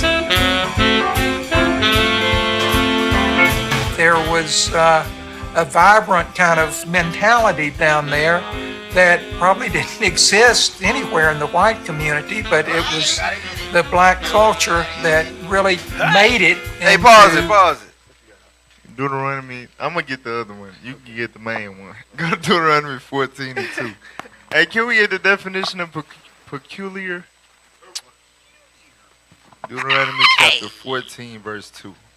Deuteronomy chapter 14 and verse 2. For thou art an holy people unto the Lord thy God. What did God say? For thou art an holy people unto the Lord thy God. So God said the Israelites was a holy people. Holy means separate, segregated. You know what I'm saying? Consecrated. That's how God created us to be. Come on. And the Lord have chosen thee to be a peculiar people. What did God do? And the Lord have chosen thee to be a peculiar people. A peculiar people. Read on. Unto himself. Uh-huh. Above all nations that are upon the earth. So this is not a lame type of peculiar. This is a peculiarship that makes you above everybody else. Everybody. It's something about you that makes you better. You know what they say, why be better? The Israelites better. You know what I'm saying? The Israelites better. Facts. Because we peculiar. Let's pull up the definition of peculiar. Peculiar. Number Now 2. you can read number 1. Strange or odd. Unusual. It's not unusual. What? That Carlton song. So God said that he made us unusual. Nice. We not the regular human being. You know what I'm saying? Right. We different. Right? Read number 2. Number 2. Particular. Special. Particular. Special. Different. Distinctive. We are what did it say? Scroll down. Unique. Unique. Essential. Unmistakable. You can't mistake us for no other race on the planet. Ain't nobody like us. Singular. So you damn right it ain't gonna be no. It's nothing more vibrant than what they had going on. You damn right. If you white folks ain't vibrant, y'all don't got the vibes. For real. Tasteless. It's a notable, remarkable. Then keep it up. Tasteless, bland, and shabby sons of guns. Right, saltine crackers. Well, for real. So God said we remarkable, we notable, singular. We not meant to mingle with these other people. That's right. Facts. For real. I wonder what the hell that mean. Idiosyncratic. Click on it. I just want to know what they say. That's how you know we don't fall. I mean, we have fallen so far. Like even what we covered in the warm up with the sister, you know what I'm saying, going and dealing with this. We got E40 on the panel today. With the damn sister that was trying to get with the white man that killed him. You know what I'm saying? Sisters got to have more confidence. We the best people on the face of the earth, man. Right. Not trying to give us some bland, tasteless, shabby sons of guns. Go ahead. So God said that we was idiosyncratic. Idiosyncratic. Uncommon. We was, what did it say? Extraordinary. Facts. Abnormal. You damn right. Distinctive. Right. Different. God made us different. Right. So everybody created equal. That's garbage. That's not in the Bible. We essential. Right. We essential. Because without us, it would be no America. Exactly. There would be no earth. Hell, you mean? There would be no damn inventions of anything. Like even in our lowest, like we still the best people. Like you just said, like in slavery, bro. You know what I'm saying? The White House wouldn't have been built. Hell they shed wouldn't have been built. Their house wouldn't have been nothing. You know what I'm saying? Hey, we different. Then we built everything, and another man dwelt therein. Right. And then we had to get it out the mud, and we got it out the mud. Facts. Damn, for sure. And Made then it once with mud we got out the mud, they said, "Damn, this too good. Put them back in the damn mud." For real. Hey, you can't make this up, man. We the people of the book. Stop playing with us, man. Exactly. The stuff we made out of mud was better than things that they was able to create. And that's big facts. Right. Talking about the bricks and all that. Yeah. For real, Hey, for real. Get that in Matthew chapter 5. Your friendly neighborhood Edomite just told you that you are the prize. Why is it that we want to be with them when he let us know we so far better than them? Facts. Like, yeah, what they had going on over there, yeah, we ain't have nothing like that going on in our community. We needed it. We need that. Why? Because that's what the scriptures say. Read what you got. The book of Matthew, chapter 5, verse 13. Ye are the salt of the earth. We are what? Ye are the salt of the earth. We are the salt of this earth. We bring flavor to this earth. Style, swag, everything you like about earth, we made it. Everything in your house, y'all remember what we did last year with the black inventions? Yes. It said go a day without using the black invention, you have nothing. You can't do it. You're going to sit outside on the ground until you realize that concrete was laid down by Israelites. You got to float in thin air. Read. But if the salt have lost its savor. But if the world don't got the salt, which is us, read. Wherewith shall it be salted? Read. It is thenceforth good for nothing. These cities, Chicago, Little Rock, New Orleans, these cities will be nothing without our people. New Orleans will be nothing without the Israelites. New York will be nothing without the Israelites. Wow, we brought flavor to this earth. Is that it on that? Read. But to be cast out and to be trodden underfoot of men. It's trash. All this is trash without us. Thus saith the Lord. Facts. That's why you see them little pale faces speckled all in the Dreamland Club on the video. What's going on? I'm telling you, hey, y'all watched it. What's that show we just talking about? A Lovecraft Country. Yeah. You know how they would? Wow, how they was when they was on there trying to get over to the clubs and the dance and stuff where we was at. Crazy. Go ahead, play on. Spaces. 9th Street was the mecca of the economy for black people, and Dreamland Ballroom was the vehicle that carried them. World War II, and that brought about a dramatic revival. It, in some sense, rescued West 9th Street, because you had all the black servicemen at Camp Robinson, and they would come to West 9th Street to the cafes and the restaurants and the nightclubs, and the USO was in the Taborian Hall from 1942 onward. And the servicemen had money in their wallets. Suddenly, the number of vacancies on the streets starts to diminish, and that was when the good times really rolled. A young soldier in his 20s, naturally, he wants to come to 9th Street. Lights were on, people are having a good time, everything is hustle, bustle, moving. It was like a scene in a movie, but it was real. And not. Wait a minute. Come on, man. Come on now, dog. So look, so as y'all can see, man, this is history. They not teaching us, man. We didn't know we had this right here in Little Rock, man. Facts. We did not know this, man. We was the shiznits. Was. You gotta think. Look at our location, right? We smack dab in the middle of the map. Facts. You know what I'm saying? Like, just think of how we would have been probably just as big as Atlanta, bruh. Yes. We in the middle of the United States. This would have been a black state. So, Atlanta, they got, the people over there, everybody go over there, but think about it. We got Texas, Memphis, Mississippi, Alabama, Georgia, Florida. They still ain't that damn far from us. Right. Then you got the, Missouri with the St. Louis, Chicago. Like, all that. You know what I'm saying? If we still had these black thriving businesses and the entertainment buildings or what have you, bruh, Little Rock would be a big deal. Facts. Hey, you know what's crazy? Like, when I learned about this, knowing this back then, because y'all know it, like Al Green from Arkansas, stuff like that. Al Green, that's a big name. Facts. I think, like, bruh, how this man from Arkansas with? When you hear that makes sense. Like, I know exactly what you're Ain't talking no good about, thing bro. come out of Arkansas.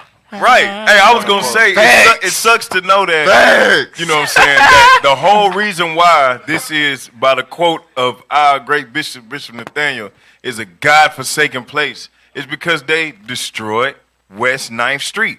This would have been an amazing place if West 9th Street was still in order. That's crazy. Right.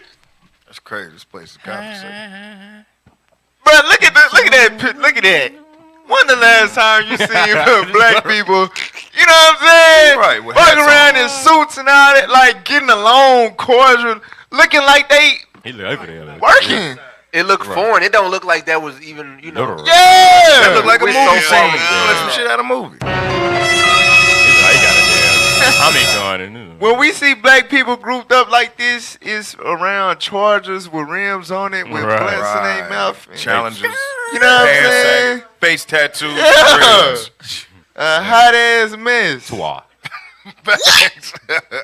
All matching one color suits and everything, like the jumpsuits. Anyway, go ahead, play.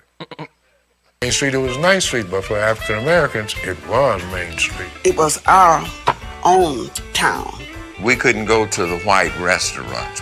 We couldn't go to the white hospitals, stay in the white hotels. Hey, wait, We pause, had pause. nowhere. I'm sorry. You could tell we was tripping, y'all. Why the hell you want to go to a white restaurant anyway? They can't cook. They can't cook. What food do you know that's just great that's made by them? They can't cook. No. All right, go ahead. wanted that Press apple pie. play. Go ahead. Where else to go? We were segregated. So it was two different cities Pause. in the one. Hold on. Hey. You gotta remember, we talking about the same people Right. that saw other nations' gods that they Exactly. made with their hands. Right. After they saw the Lord do all these things to Egypt. Right. The burning bush, the damn chariot, you know what I'm saying? All that. But that shiny teraphim, though. I need Right, that damn tree. I need it. The decorated tree trunk. You know what I'm saying? For real, we talking about the same people here, bruh. Damn. It's just we want what we don't have. If we don't really want it, Right. it's just the pride. We just feel like we should be able to eat there. Right. I want to eat We don't want the damn nasty ass food. Right. We just want to be able to. But you know the same thing going today. That's why we go to 5-star restaurant. Man, that food be nasty. The portion be small as hell. You be mad as hell when you done. But we just want to go there and say, I went there. You know what I'm saying? Fine dining here. Yeah. Post on social media like, Yeah, I when can eat right here. You were better off. You would have got a better meal at the home. at home. Facts. You know what I'm He saying? could have done a group barbecue for what he paid in that restaurant. For real, you could have found a black food truck and ate way 2 times Facts. better. Right. And left a tip, but you wouldn't have left a tip. It's though. the pride. Hey, just don't go to no damn no Chinese restaurant. They gonna pack the whole tray with rice and chicken and for $5. You know why? Because it ain't chicken. Exactly. Help me. It don't even taste like chicken. It be chewy. Right. It Why it ain't tastes the- like gum. Why don't they have commercials bacon advertising dog. their food? You telling me, man? Why is there rat. never any Chinese food commercials? Dog knuckle Wow. bites. And I ain't gonna lie, rat. sometimes the rice be tasting like feet. I wonder if they be on some race. Oh, Like, you know what I'm saying? Right. Like, Got a woman in the back making rice feet right. oh man. He I got ice, if I white. Hey. Nigga, I Hey, white. it's a video. They be making them up with plastic. I'm gonna put my They F be literally up doing it on with plastic. They got the nigga special. Boy, ain't no way. Right. Put it on the floor first. White for the nigga. White for nigga. White for nigga. hey, go back like 10 seconds. In the white hotels. We had nowhere else to go. We were segregated. So it was two different cities in the one. Little Rock had a rule. 9th Street had a rule. And everyone liked 9th Street rule better than the Little Rock rule. So when you're out there in the world outside of that space, it can be a very cold place. You have to constantly monitor what you say, guard your actions, guard your interactions with other people. It can become incredibly stressful to have to do that. But you came to 9th Street, all those things you couldn't do, you could do. If it's just to go down and sit in a restaurant and have your favorite meal cooked the way you like it. You can exhale. You can exhale on Friday night or Saturday night. You can find yourself again. You can be who you truly are when you are in a safe space.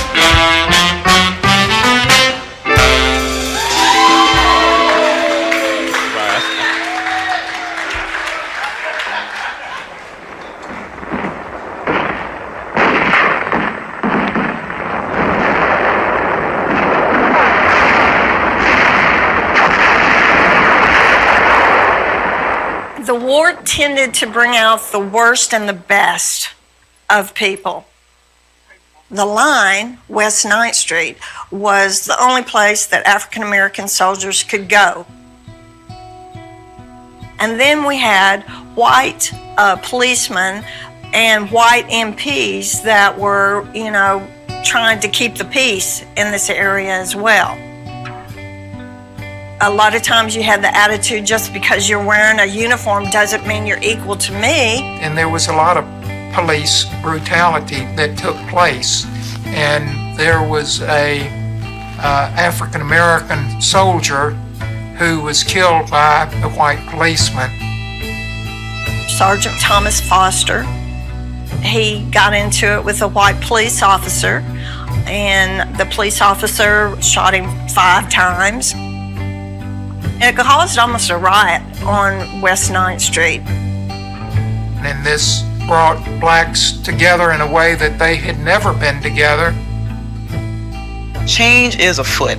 Right? Things are happening. People are... They show you, bro, it's nothing new under the sun. Facts. Black Lives Matter and all, man. Bro, we been doing this. Marching, no justice, no peace. Black man get shot down by the white. What does this tell you about them? They never... As iron rusteth, so is his wickedness. It's not going, it's no fixing him. Hell no. His soul is not upright in him. Message. He gonna keep doing it and keep doing it and keep doing it. Right. Stop trying to fool yourself like he not gonna do it no more. For real, then get mad when he proved that he's still with that. Stop. We've been getting mad for generations. Right. Look at them. They doing the same thing that you're doing now in the tight-ass jogging pants and the weird little outfits. They looking sophisticated and proper, holding the same type of damn signs. But screaming out the same stuff. What do we want? You never seen nobody look or dress like that, but yet they doing the same thing that you doing today. What does that mean? Wake the hell up! That's Wake right. up, man. In other words, we waiting on them to change. We supposed to be the ones changing. Right. They not gonna change. It's up to us to change. Did they ever say the man's name who killed our brother? Did they say his name, or did they just say a police officer? They gonna say police officer. Mm-hmm. See how they do it? And they said our brother got into it with him. Right. The narrative. Cap. They even with documentaries, they still control the narrative. Facts. 100%. Yep, gotta protect the white man family now. Right. We're gonna expose some of the little how they just choose to say certain things like that. That one woman. So go ahead. Change is afoot. All right, things are happening. People are challenging the system, and anytime anybody challenges the system, that's when you see people really enforcing those Jim Crow laws. The realization that we are going to have this change, it is going to happen, was hard for a lot of Arkansans to take. Because even if you were the poorest Arkansan, and I hope I'm not offensive to anyone, they still thought of themselves as better than any African American. Do you understand that? Yeah. Why is she saying it with such gravity? Like, Right. It's Carol Baskin. You're the poorest. She killed her husband. Didn't matter. The poorest Arkansan. You were still Even the better than most shabbiest trailer trashiest of any us. African American. Doesn't matter. Do you understand that? Dirty nasty. Do you understand that? Like, okay, let's slow it. And they still got this pride. Like real trailer park trash, they still feel like that. Hell yes. They still got that entitlement. They don't give a damn what you driving, where you live at, Right. or whatever. Hell no. Power. If I'm poor, at least I'm not black. It could always be worse. That's how some of they broke asses survive. At least I'm not a nigger. Exactly. I might be trash, but at least I'm not a nigger. For real. Play that.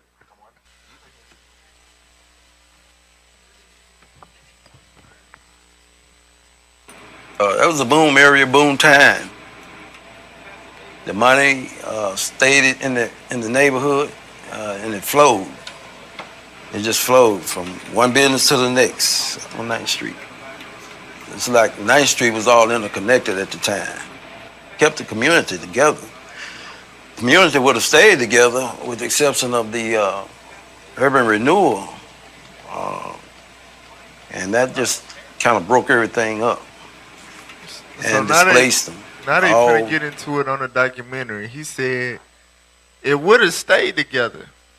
9th Street would have stayed interconnected, would have money flowed amongst one another in our community if it wasn't for the urban renewal. Right. Pay attention. I never heard this term or what happened. You know what I'm saying? Right. This changed Little Rock forever. This changed black people's existence in Little Rock forever. 9th Street, we still would have been booming if it wasn't for urban renewal. Just when you think, oh yeah, the racists, yeah, I know about racism. They was bombing cities and lynching black people, and yeah. But you don't know nothing about urban renewal, though. You don't know the depths of Satan. Get that real quick. I just wanna read that. Revelation chapter 3. I think it's like 24 or something. Let me see. Revelation 2. 2 and 24. 2 and 24. The book of Revelation, chapter 2 and verse 24. But unto you I say, and unto the rest in Thyatira, as many as have not this doctrine, and which have not known the depths of Satan. Which have not known the depths of Satan. Get Psalm 64 real quick, so we can know it ain't talking about just no damn red person with some damn goat horns. This is talking about a race of people. Understand that. Read what you got. 64 and 6. The book of Psalms, chapter 64 and verse 6. They search out iniquities. They accomplish a diligent search. They do what? They accomplish a diligent search. Come on. Both the inward thought of every one of them. The inward thought of every one of them. Who is the them? Your enemy. Your oppressor. This so-called white man. The inward thought of every one of them is what? And the heart is deep. Is what? Is deep. Is deep. You don't understand. You don't understand the depths of Satan. It get deep. Ain't that a song? For real. It get deep. Look at dude. It get deep. Understand that to where, all right, so you guys over there just dealing with the real estate, and you guys over here just dealing with the zoning of the city, and you guys over here that, you know, y'all can enforce eminent domain, and the federal government, our big brothers up there in Washington. You know what I'm saying? Y'all don't understand. That's what we finna get into, all right? The urban renewal. Keep playing. We might not jump directly into it.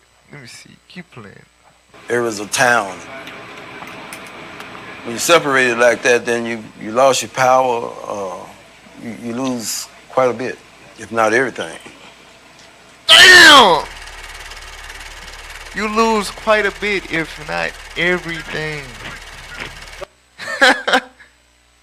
Keep playing.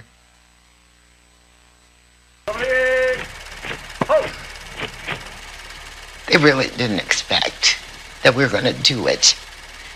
And that's what I think is kind of fun, is that their expectation was that they were going to put all these obstacles and that we weren't going to do it.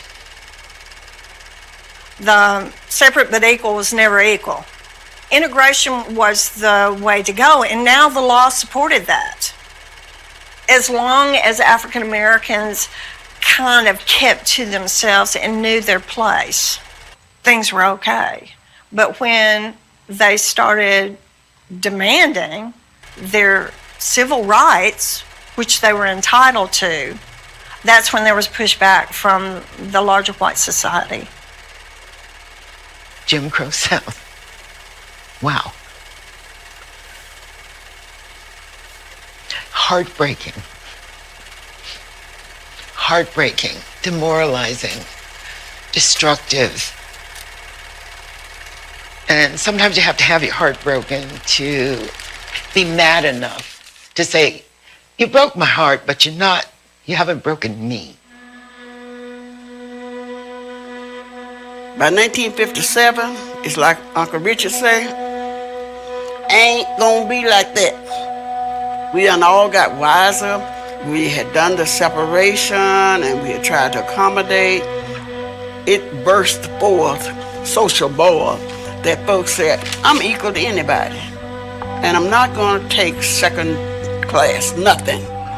Education, jobs, movement. This is a government of the people, by the people, and for the people. And I'm a people. Jim Crow is starting to come to an end and break down at the same time that more geographical segregation is beginning to increase. In Little Rock, well into the 1950s, in the central downtown neighborhoods, you still had whites and blacks living together on the same residential blocks. That started to change after school integration. And when that happened, sad but true, there was a conscious effort made by the Little Rock housing authorities and urban renewal to basically carry out a program of Negro removal, as it's come to be called. At the beginning of... Stop. Now notice, the term for it that they want you to know it as is Little Rock urban renewal, to make it sound legit or whatever. Right. But it's literally Negro removal. Nigger removal. That's what it is. That's what urban renewal is. Nigger removal. Facts. Keep playing. 1959.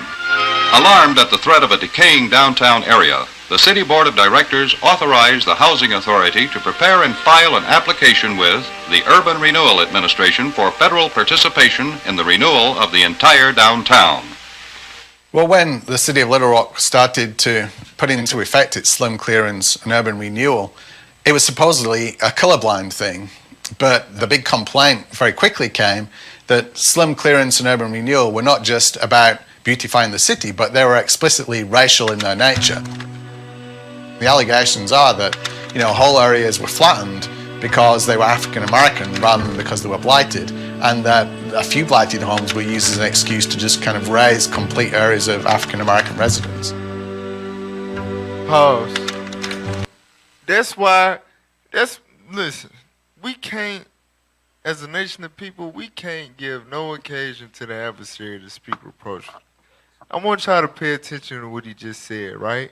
They was able to justify this urban renewal thing because they said these areas in the downtown area of Little Rock they were blighted.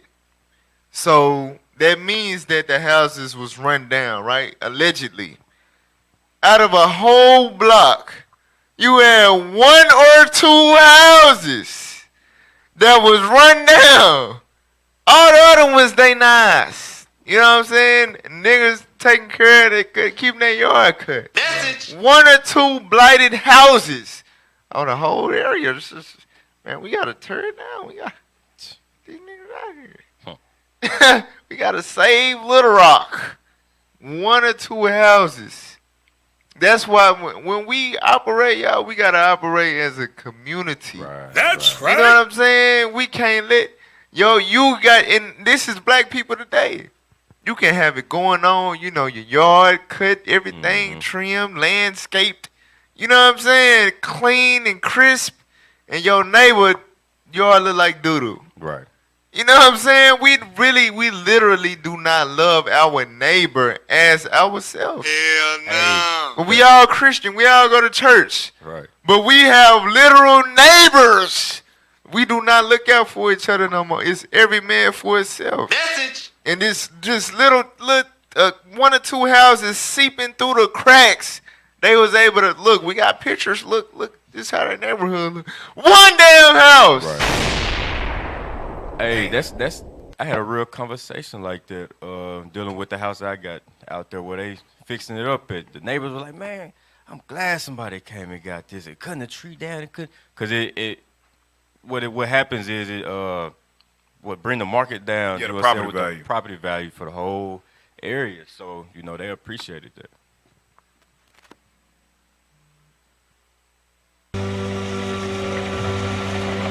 Whole areas of, you know, where you had integrated housing were demolished. New public housing projects were established, like the one at Granite Mountain, for example, in southeast Little Rock. But they were deliberately placed far away from white neighborhoods. There was a conscious effort to basically kind of segregate housing in the city. And you see that in perfect intersection with the schools and the Brown v. Board of Education decision. The first thing that the school district does is to create new schools in areas which are clearly demarcated African American and white. It actually relabels Central High, tellingly, as Central High School. At the same time, they build Horace Mann High School in the east end of the city in a growing African American neighborhood, and they locate Hall High School in the extreme west of the city, right out in the white neighborhoods. So they provide basically two new segregated schools as a response to desegregation. Why would you build a school far east of the city, which was Horace Mann, and then a white school far west? What kind of thinking is that? Manipulation through public policy by giving an advantage to whites to get away from integration and desegregation. You left a group of folks who were left to be back segregated by housing patterns. One of the things that urban renewal does is to build new public housing, which are nicer, which are more modern, and all those kinds of things, and use those, you know, incentives as instruments to move the black population away from traditional areas of residence into new areas of residence. There's all kinds of ways of manipulating things once you kind of break up the natural housing patterns. Not only the housing changed, the marketplace changed. Not only the marketplace changed, the schools changed. Not only the schools changed, the ownership was changing. And that was determined by what I call the engines of institutional racism. People were aware of it at the time. People in African American neighborhoods and white neighborhoods were aware of what was going on, but there's not much you can do about it. Little Rock's known throughout the United States as being at the forefront of urban renewal and being very successful in getting that federal money to come into the city. Damn, because there's millions of dollars. Man. Did y'all hear what this Edomite just said? Man, yeah, you have black people, they know what was going on, but there wasn't nothing they could do about it. Wasn't nothing they could do about it. They connected with the feds, bruh. Right. The feds.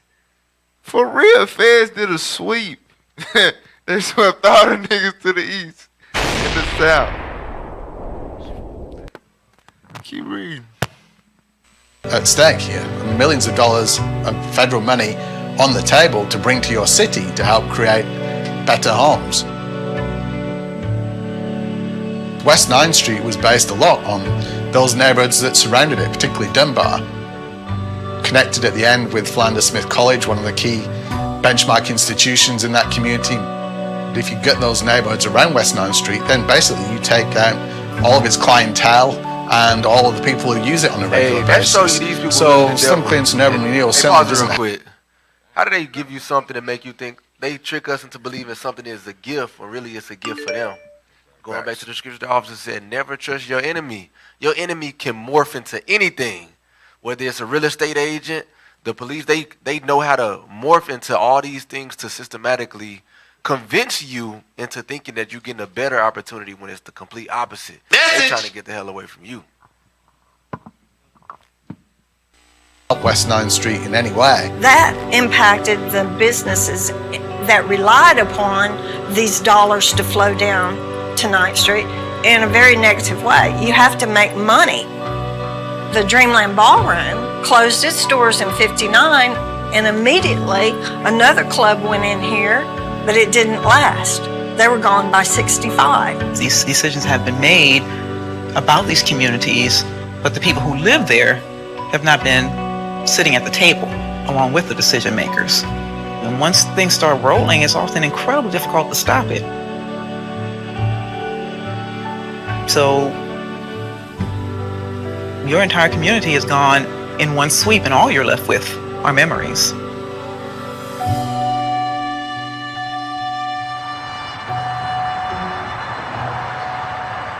Then, in addition, example of really horrendous public policy, the Little Rock Housing Authority in the state of Arkansas. You can see the difference just looking at the dam. Yep. For real. To the left, which is south of 630. Look at it. Booker T. Washington. Look at it. Put on the screen, y'all. Then look at the right. It's flourishing, nice business, money. Skyscraper. You look to the left, that's the south. One big box. Hey, that one little, what is that? That one little. That's why I said one big box right there. What is I'm that? trying to figure out what That's that elementary. That's it. That's all we got. Keep playing. The next, look, hold on, wait. The next big building that you see on that side of the freeway is way on the west end. Right. Where the white folks Yeah, at. exactly. That's down, That that's down crazy. Roosevelt. That is crazy. Keep playing. In building the East-West Expressway, what became eventually Interstate 630. You know, one of the things that the I-630 does is it drives a big concrete wedge between West 9th Street and Philander Smith College and the Dunbar neighborhood that's behind it. So it really hardens the lines of what's going on with urban renewal. The urban renewal efforts and the building of the interstate system put people in cars, gave them access to suburban land, and suburban America began to grow and develop in a remarkable way in the late 50s and 60s. And we now have the physical makeup of a city like Little Rock, vastly different than 1950. We see a white flight out of central Little Rock moving to more of the suburban areas. So the I-630 is really a kind of suburban expressway as it becomes to get people from particularly West Little Rock suburban neighborhoods to downtown where they work. Now you're moving into the downtown area. That you have a problem there, don't you? Yes, the downtown area is a real problem, Jim. The problem there, of course, is right-of-way. The Housing Authority is acquiring much of the right-of-way through the High Street project, which is from Broadway to Bishop, and then, of course, you still have the construction costs and the scheduling of the construction by the Highway Department. The plans. Go back just a little bit. I want that image on the screen. You can't make this up. That is not coincidental. They could have made it to where the freeway curved just a little bit further down. You know what I'm saying? They literally put it right in the middle of 9th Street. Literally. They cut you off. Right. They literally cut you off, bruh. Come This is, bruh. Come on now, dog. This was less than 80 years ago. Message. Keep playing. Have the construction costs and the scheduling of the construction by the Highway Department. The plans Hell, have this been less pretty than well 60 years ago, damn near. This like right at 60 years ago. 59. Keep playing. completed. And if we had the right-of-way, they could move right ahead on it, depending, of course, on the matching money from the federal government. And that freeway phenomenon called urban renewal or whatever is consistent across the country. And I can't see that there isn't some intent when it happened everywhere. They did exactly what they wanted to do, was to destroy a black community. Because, see, they lied to those black entrepreneurs that were on 9th Street when they told them, we're going to build a freeway, and it's going to come directly down 9th Street. Some of them said, well, I might as well take my business elsewhere. You And those that didn't, they threatened them with eminent domain. Well, they was going to tear all this out. This was going to be the throughway. It was going to take over all of this. It wasn't going to be any more 9th Street. But as you can see, the freeway is over there. Part of 9th Street is still here. And you had places that should have been kept and saved on this street. But it did not happen. See, 9th Street became a place of blight. Glass, boarded up buildings, and it became a place that you would really be sick to see it. And as fast as those people moved out of those buildings, they started tearing them down. One by one, they started tearing them down. Hey, get that Leviticus 26:31, man. Damn, man. Said the West 9th Street. I remember earlier that same dude, he said Little Rock was 2 different cities. You had the white folks and you had 9th Street. For real. 9th Street was our own little city. From Broadway, I think Broadway all the way down to Ringo. Right. It was our own little city. Guess what happened to it? Read that. The book of Leviticus, chapter 26, verse 31. And I will make your cities waste and bring your sanctuaries unto desolation. Y'all hear this? This is prophecy. Your pride and joy, God said, if you disobey me, I'm going to make your cities waste. He said it, 9th Street is just blight now. Facts. It's sick to see it. Knowing what it was, it's sickening to go over there and look at what it is now. Wait, the same feeling you get in Tulsa when you go to Black, it's the same thing. It's sickening. It's biblical. For real, our reality is biblical. Understand that. Read on. I will not smell the savor of your sweet odors. And I will bring the land into desolation. And your enemies which dwell therein shall be astonished at it. So astonished they made a documentary. Put it on PBS. You can't make this up. You cannot make this up, man. Hell no. We the Israelites. Keep playing. Think anybody ever even dreamed of 9th Street ever going down? We didn't even think about that. Thought it would always be there. I'll never understand that. Why? It was designed to destroy that. It had to be. It's gone, and all the people who were connected with it laid to rest. That's history.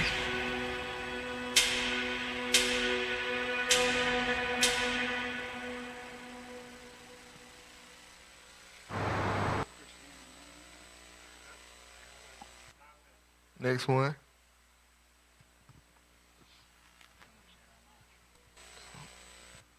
Let's go to the next timestamp. Right. If there was not an I-630, if there was not an urban renewal, you would have had really historic buildings that would have created a situation that might be similar to Beale Street in Memphis. Damn! There may have been more restaurants, more places to attract people, more from an entertainment standpoint. It would have been a plus for the city of Little Rock to have a district, a distinctive district. You had the Mosaic Temples on one end of 9th Street, you had the boarding hall on the other end. So you had traffic, you had circulation. Pause it. I want to try to understand what he's saying. This is how deep their hatred is for you. They sacrificed the potential success of their city, the revenue that would have came to Little Rock. Their hatred is bigger than their greed. Exactly. It's greedy because that's what some scoffers be saying. It ain't even about the rate. They just about their money. No. They gave no. They destroyed what would have brought them the most money because they hate you that bad. Facts. Y'all, hey. I'm telling y'all, man. Y'all black people gotta wake the hell up. Wake the hell up. Keep playing. Going between these two anchors, the anchors of 9th Street. The land is still here. The street is still here. The opportunity to build back this street in a manner that would be consistent with the historic character, it's still possible. So I would assume that the goal would be, let's fill in the blank. Let's fill in the space between the anchors. Sleep. Pause. This how you know black people be just, we crazy as hell. So we just be talking. Like, it's still possible. It's still, look, I'm gonna tell y'all the story, right? So I was selling cars. I had put a deposit on a lot for my own car lot, right? So, mind you, this is an area, it's like 10 car lots. I'm thinking it's not gonna be an issue. You know what I'm saying? I go to get my damn paperwork that I need to be able to go and get my, to be able to go to the trooper's office and get all this and this and that. North Little Rock, they was like, look, you gotta write letters to every business on the street, and they gotta say that we accept you wanting to put a car lot here, and then you gotta wait 3 months, you gotta go to 6 meetings, you gotta pay, you know what I'm saying? Facts. I'm like, wait, I just paid it. I'm finna have to pay rent. You telling me I gotta wait 5-6 months before I get the okay from the government? Maybe get approved to put a car lot here. Come on now, dog. And y'all thinking, yeah, let's just build back West 9th Street. Yeah, it's still possible. Man, y'all don't know how Esau got this stuff set up, bro. Y'all really don't know. Y'all really don't. And this is another thing, how you know he's just talking. Like, a lot of people in Little Rock don't even know about this. You know what I'm saying? So, how the hell we gonna build something we don't even know about? We kids, the young men our age, we ain't know nothing about this. People about 30, 35, they don't know nothing about this. They probably don't even know where that West 9th Street is. Facts. I don't know where the hell that is. Ain't nothing over there. Keep playing. Just fill in the blanks. Is intrinsically important to Arkansas history and to all of us. This is a part of the American story. I mean, we need to know about these communities. We need to understand that the communities were complex, that people were educated, that people had money, that people owned businesses, that they established and maintained important institutions in these communities. These are stories that people aren't getting. Really, if we don't understand how we got to where we are today, we can't really have any sense of the mistakes we made, the things that we got right, in trying to forge a policy for moving forward to the future. The whole community did this to these people, so the whole community has some responsibility, it seems to me, through social policies to try to redress these ancient wrongs. I think we... Pause. Look, go back. I want to listen to what he said. Listen to this. Listen. This, bro, they the damn devil. Big facts. Listen to what he said. Listen. Some responsibility. Then go back a little bit more. People, so the whole community has some responsibility. Go back a little bit more. Social policies to try to redress. Totality. Right, just a little bit further. And maintain important institutions in these communities. These are stories that people aren't getting. Really, if we don't understand how we got to where we are today, we can't really have any sense of the mistakes we made, the things that we got right, in trying to forge a policy for moving forward to the future. The whole community did this to these people, so the whole community has some responsibility. Stop! Wait a minute! He said the whole community did this to these people, so the community has some. Can't make this up! What a slap sound. Shut up! What a slap sound by that. Just some. Slap his ass again. Some responsibility. But you know what's crazy though? But they know you so well. Me. The white man know your simple behind so well. He knows it's only gonna take a small little pacifier to keep everybody quiet. Just think about it. It's always a small little documentary. pacifier. Let's just acknowledge it. Exactly. No. We're gonna show the pacifier at the end of the documentary. Oh, facts. One little pacifier right at the end of the she gonna need we need like 1,000 slaps for this hoe at the end. Facts. right, but I'm glad you called her what she is. I was going to refrain. Keep playing. Listen to this, though. Listen. It seems to me through social policies to try to redress these ancient wrongs. These what? I think many of us wish we What could. did this? Play it again. Jeremiah talked again. Run it back. Play it. Listen. Yes, these ancient wrongs. To redress these ancient wrongs. Ancient. We talking about 1950. Come on now, dog. Let's do this, right? Let's do the math. No, forget math. Right here, right there. He got a picture on West 9th Street, right? Facts. The sister was talking about how we wasn't doing the Charleston. That was doing jitterbug. They was on West 9th Street. Right. What the hell is he talking about? Ancient wrong? Them ancient people? Come on, so man. them people that they ancient people. That's ancient. So I wonder what that is. You go to the store, can you get an ancient discount? You have to be able to. They ancient. Them people ancient. They passed senior citizens. They ancient. They ancient. Boy, ain't no way, boy.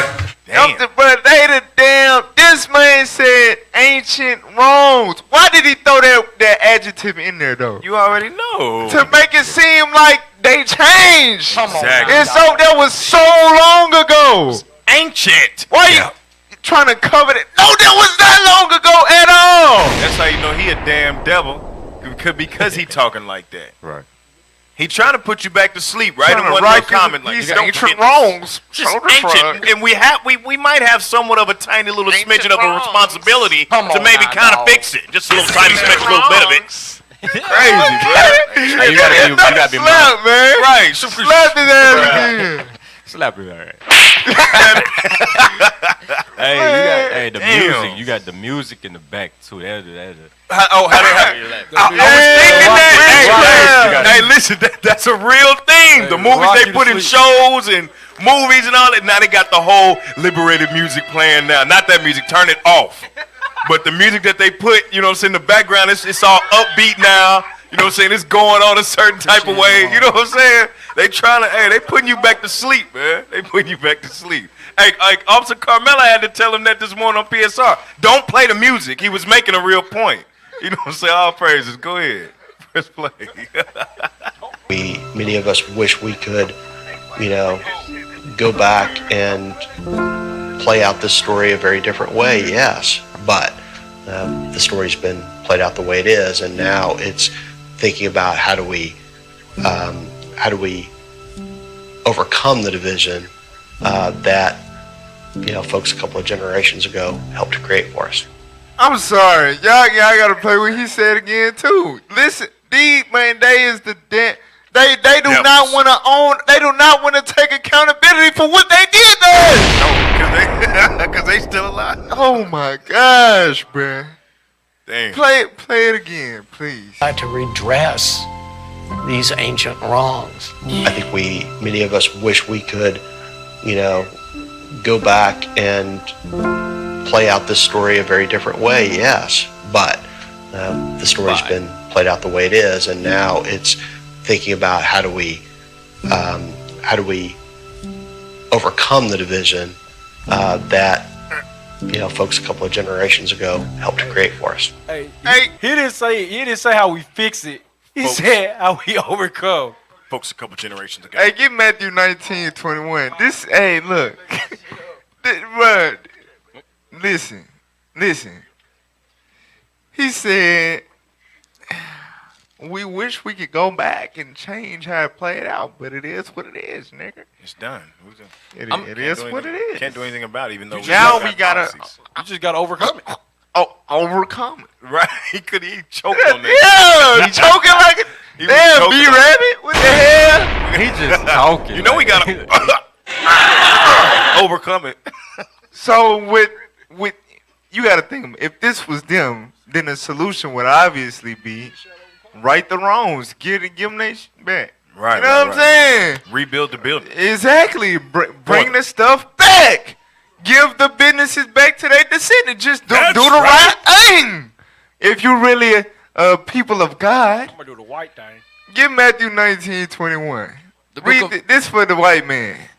The book of Matthew, chapter 19, verse 21. Uh-huh. Jesus said unto him, if thou wilt be perfect. If you really want to make it right, go ahead. Go and sell that thou hast. Do what? Go and sell that thou hast. White man, get the businesses and the real estate that you stole from us through your laws, manipulation of the government. Right. Go and sell what you have. Do what? And give to the poor. Give it back to the people that y'all stole it from. Right. It's that simple. Just restore it. That's simple. Restore it to the black people y'all stole it from. That's all you gotta do. Right. Find the poorest black family with your last name, because your ancestors enslaved them. Right. Find the poorest black people with your last name and just give them your house. Right. Give them your land. That's it. That's all you gotta do. If you really want to make it right, keep reading. And thou shalt have treasure in heaven. Uh-huh. And come and follow me. Read. But when the young man heard that saying, he went away sorrowful. The white man ain't trying to do that, bro. They not going. They not going. Let's just overcome it. You know what that is? Get over it. What do y'all want? Y'all want to come on now, dog, so we can get past this? Right, overcome ain't no damn solution. They ain't trying to. They have never, to this day, never tried to give anything back that they have taken. Ever. It's always, come on, guys. This is stupid, guys. Let's just get over it. Where's the love? They ain't trying to give nothing back that they took. Oh, Right.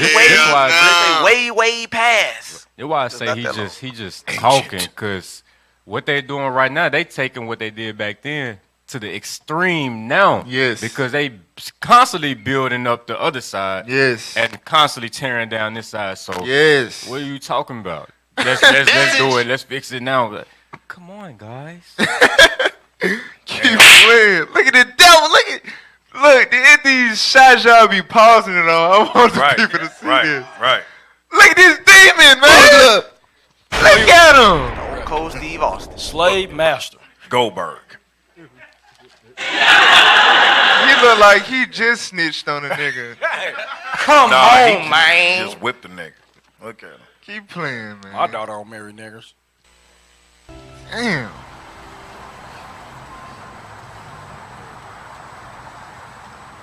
We are still 3 steps behind everybody. The black community is. And most of it is our fault. It's our fault. We hold each other back. I want to have community and family, and I want to love on one another, and we don't have that togetherness anymore. And I'm not sure what we can do about coming back together as a community. Y'all see that, If they could do it. Get that in Proverbs 13 and 12. I want it. I want to have it, but I'm not sure how we can go about it. I'm not sure. Watch this. Read that. The book of Proverbs, chapter 13 and verse 12. Hope deferred maketh the heart sick. The fact that you had something so great, then they started lynching folks on the block, and you know what I'm saying? Causing violence and hating on you and doing all this and this and that, to the point where they had to just, we gonna obliterate it. We gonna do it way smarter than Tulsa did. We gonna build a freeway in the middle of their epicenter, in the middle of their businesses, their community, everything, their lifeline. We gonna build a freeway right in the middle of it. Tear it down.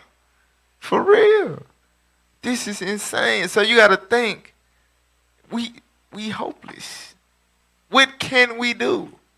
They controlling all these pieces behind closed doors. What can we do?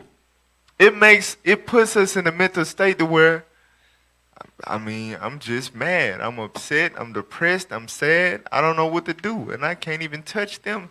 So I'm going to just kill my own people. Come on now, dog. Now you go in these communities, you go to the east side, in the south, and all these places where we at, guess what? They beefing with each other. They sliding on each other. They making songs about how I bet you won't come out east. Come on, man. You know what I'm saying? For real. This is what's happening. Why? Because we have lost all hope in restoring another West 9th Street in Little Rock. Right. It has made our mind sick. For real. We don't know what the hell to do.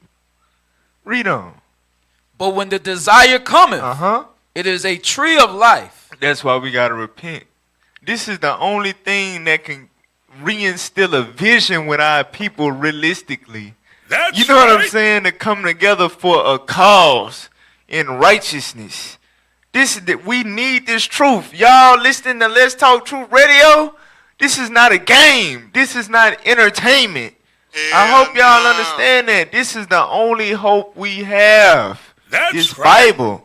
Other than that, there is no life in our community. You might be able to get your little car with your little rims and your little nice clothes or whatever, but guess what? The gangs ain't going nowhere. The drugs ain't going nowhere. The violence ain't going nowhere. The crime ain't going nowhere. The white man controlling the community, doing what the hell he want to do, is not going nowhere. Y'all gonna stay in the hood and gonna keep embracing it like some dumbasses. Our people gotta wake up, man. Repent. That's right. This it. This the only way. It's the only way out. Keep playing. But then, going through all of what they went through, with so little, and today we have so much, and we can't even come together. It's hurtful. It's hurtful, man. It's hurtful.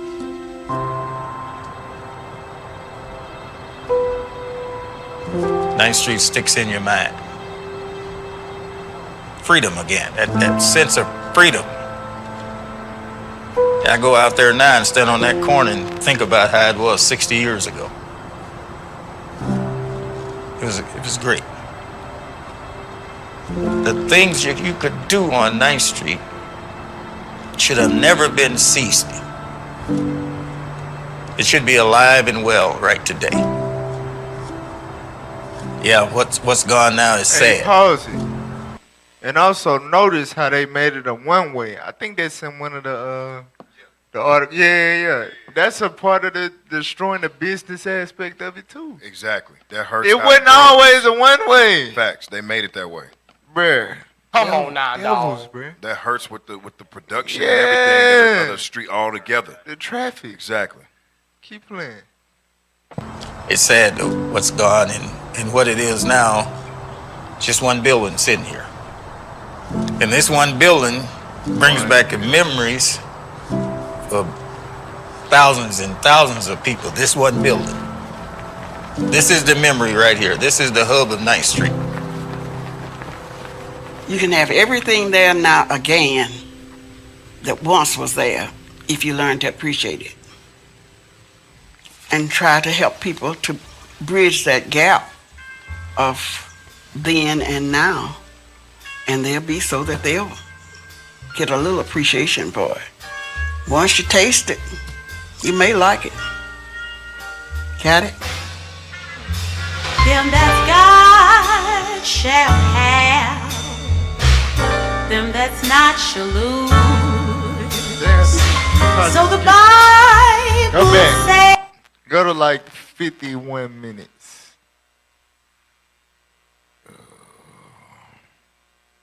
Go back. Go back. Hold on. Yeah, go to like 49 minutes.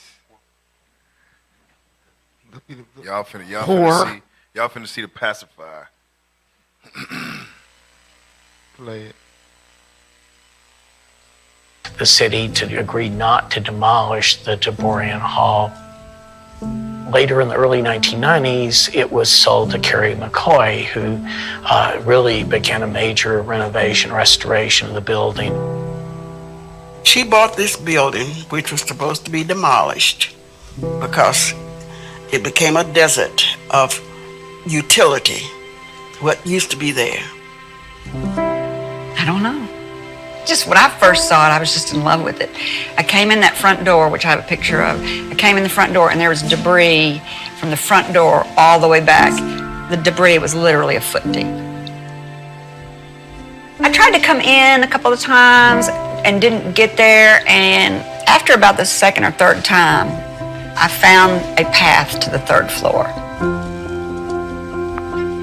It was kind of a tunnel, and when I came out and turned around and looked at the bollard,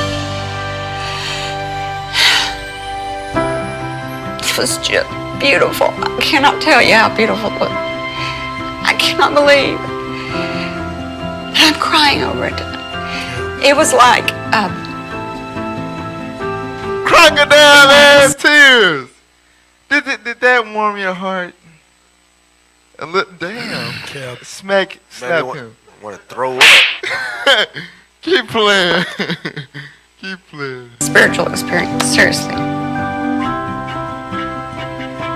It is a moment in time, and it has seen so much, and you can feel it. You absolutely can feel it.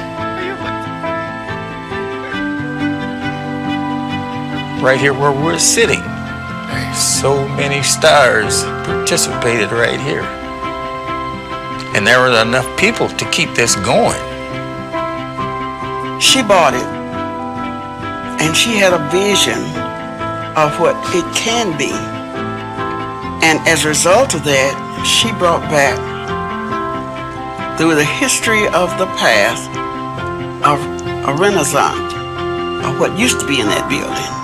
I don't want to change it. I don't want to take it back to being to its original grandeur. I want it to be exactly like it is, with its chipping paint, with its walls that can talk, with its box seats that aren't perfect, with its balcony that's not perfect, with its floors that aren't perfect, with its ceiling that's not perfect. I want to save it. I'm spending my energy on it. And so the mission is, let's save it. Oh, this should have been. Pause it, please. Damn devil. The White music, savior. the tears. Right. I was gonna say, let's make sure we break it down, because while she's putting them back, she's rocking them all the way back to sleep. Oh my God. She's literally putting me to sleep with the fake ass tears, with the things that, man, the woman said. She said, now let's make sure that you understand, if you go and do your research, you look in the encyclopedia articles. No, we gonna pull it up. Oh, bet, okay. Finna pull it up right now. I ain't gonna jump the gun. But I just want to say, let's just break down what she said, though. Facts. I don't want to restore it to its original grandeur. Grandeur. That means I don't want to make it look good like it used to. I don't want to, no. So we're not going to give it back to black people. Facts. Or give them any funding to restore it. I'm going to buy it. I'm going to buy it. And leave that shit right there looking like shit. Come on, man. See it. The chip paint. Trash. I'm going to tell you what it really is. So, but wait. If you really have an admiration for this place. Facts. And the history is amazing. What the hell would move you to say, I want to keep it just like it is, with the cracks and the peeling in the back? Come on now, You understand that that wasn't the state it was in when the people was actually in there. It makes no sense whatsoever. When you got a classic something, you restore it, you rebuild it, you bring it back to its original form, you make it look great. With vehicles, with houses, the whole night, you bring it back to its original form. She says she want to leave it dusty and busty and trashy, just like how it is. This how you know the power of the scripture. Leviticus 20, Lord said, look, I'm making it, your cities waste. Facts. Your sanctuaries desolate. Right. You know what I'm saying? A white man gonna buy it and gonna say, I love it so much, I'm gonna keep it desolate. Yep. Just so you can't make this up. You know what she really doing? She's actually this is their souvenir. This is their little reminder of souvenir. Right. This is their souvenir and their reminder of the destruction. I'm gonna explain, because it's not a normal thing for you. When you think about serial killers and these mass murderers, they're usually whites, right? A lot of times what they'll do is they take a souvenir of some sort. They want to keep little pieces of your skin, or they want to keep some of your hair, or something. You know what I'm saying? Exactly. They want to keep parts of you to save and savor and go back to and revisit. That's what this building is for the. I'm telling you, that's exactly what this is right here. That's their souvenir, so they can continue to look back. Remember what we did to them niggas when they thought they was gonna get something done? They got nothing done. And this is what you can look at. For the ones of you that do remember, go take a look at it. And it's in the form of the trash that it's in. I'm telling you, man. Go ahead, officer. Nah, I can't think of the movie, but it was a serial killer. He used to snatch up girls all the time. I think it's the movie with Halle Berry when she was like a police, like, call it. I don't remember. But yeah, the serial killer used to kill women and, you know, keep souvenirs. Yeah. Exactly. Hair, skin, toenails, everything. They want to remember that thing. They all the same. All right, so now we're going to show y'all why we called that whore. You know, the devil and everything else. I ain't go to the encyclopedia. The plot thickens. I just want the last 2 paragraphs. Facts. The plot thickens. Where we at? Right there. All right. All right, so it says, this is from the encyclopedia, all right? The Encyclopedia of Arkansas, COWS. Housing units were constructed on the far edge of Little Rock city limits for former residents who once occupied the West 9th Street area. Between 1958 and 1961, plans were underway to turn West 8th and 9th Streets into one-way streets. Oh, my God. Well, they the devil, bruh. Huh. We're going to build projects for these successful-ass niggers. We're going to turn their streets into a one-way street. Unforgivable.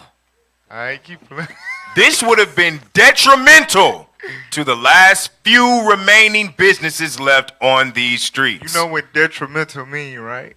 Disastrous, destructive. Facts.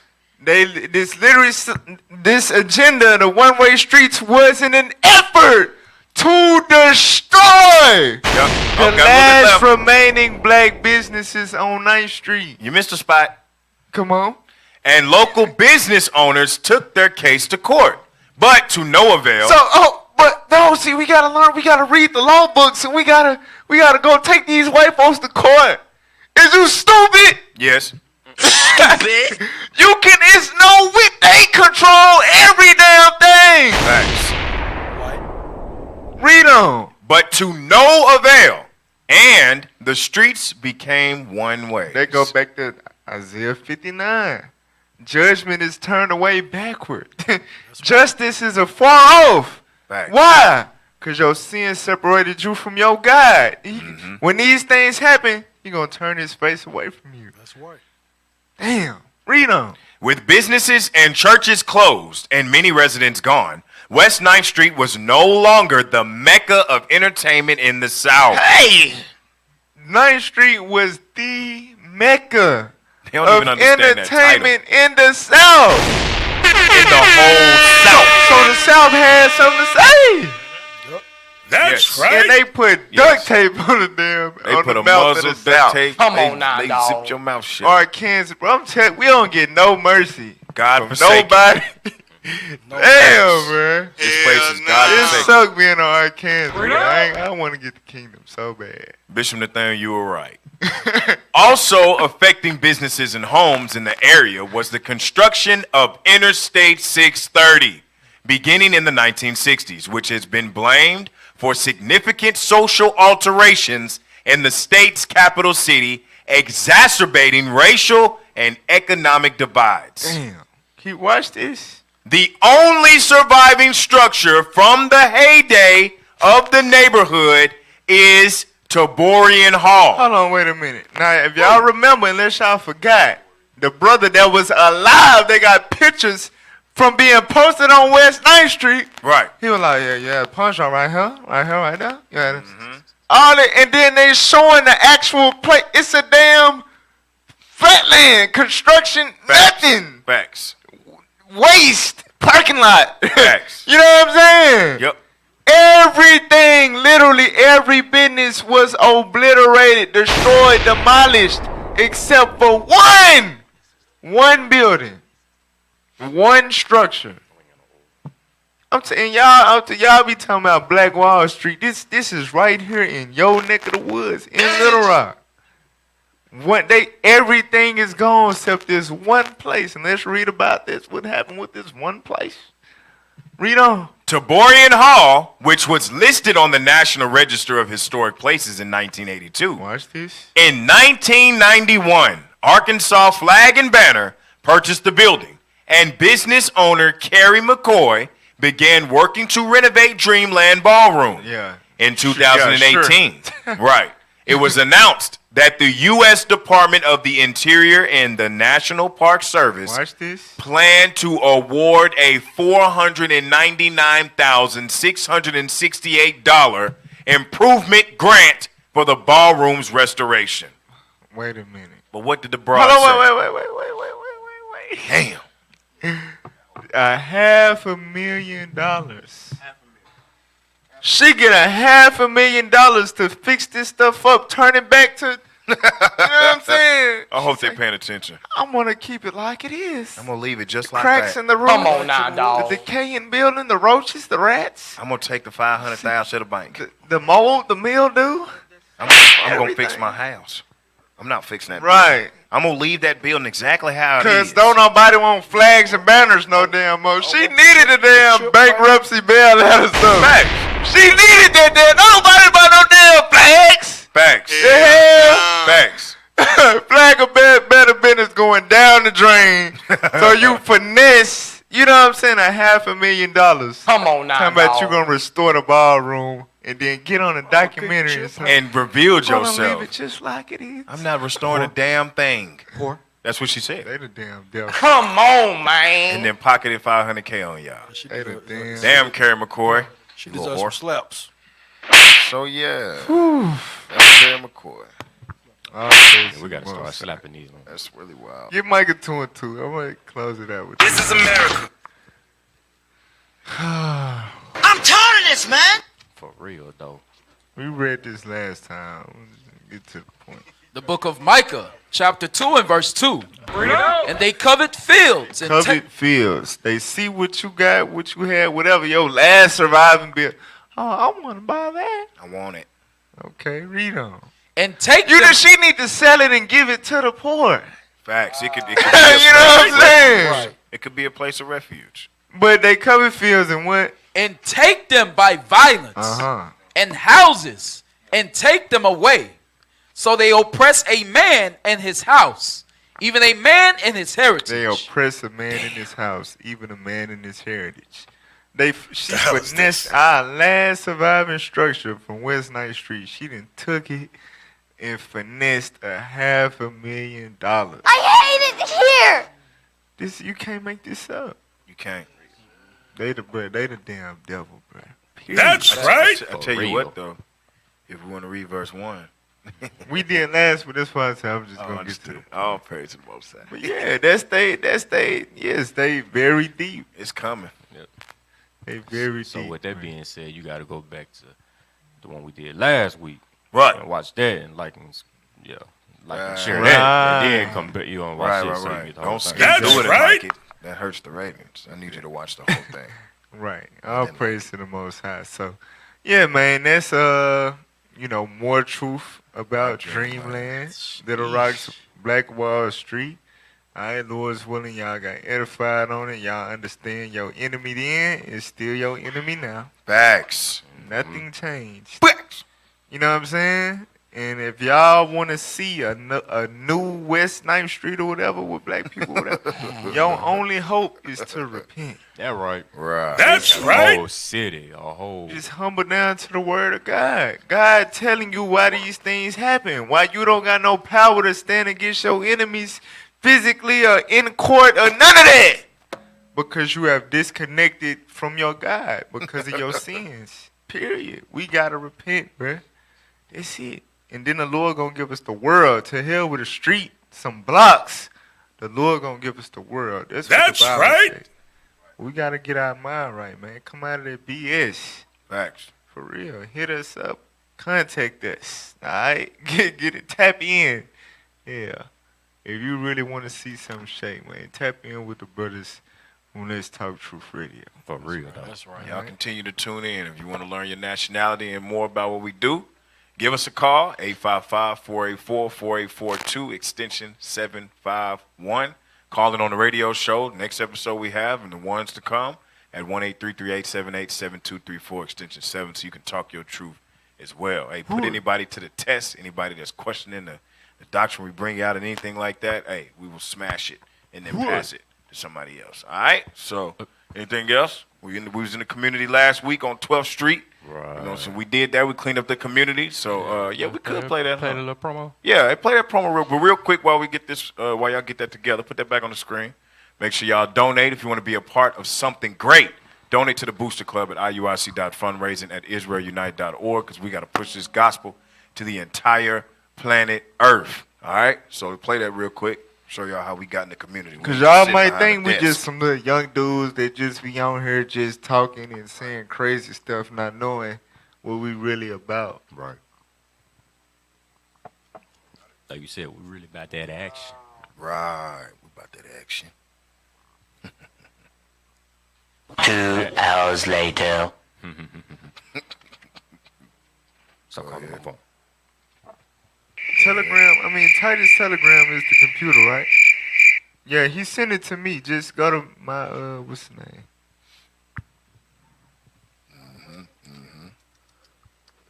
His Y'all messages, also, hey, his make sure messages y'all, without Emmanuel. make sure y'all send in, you know, if you want us to cover something specific, send it in to us and we will, if it's good. No, not that one, the shorter one. It's a minute and 50-some seconds. Yeah. Got him.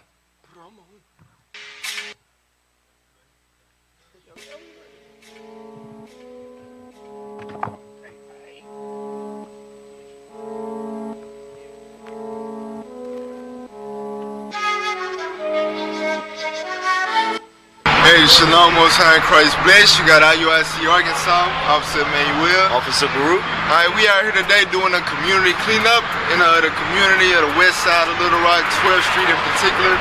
As you can see, you know, the 12th Street jungle. It's notorious. They had the biggest housing project in Little Rock. They shut it down, but the people still living out here in poverty and whatnot. We actually known for coming out here in this pick-pack plaza and whatnot, blasting and rebuking all the drug dealers, the drug users, and the gang bangers and all that, telling them to come out of their filth, right?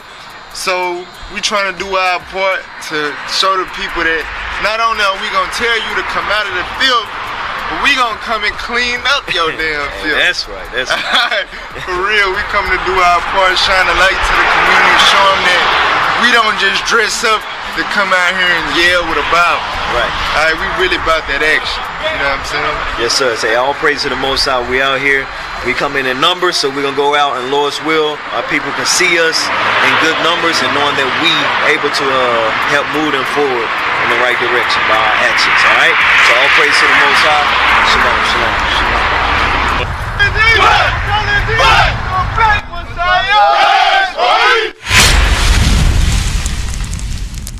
About that action. Yes, sir. All praises, all praises. So, yeah, make sure, send up prayers for Officer Baruch, man. He got the cooties.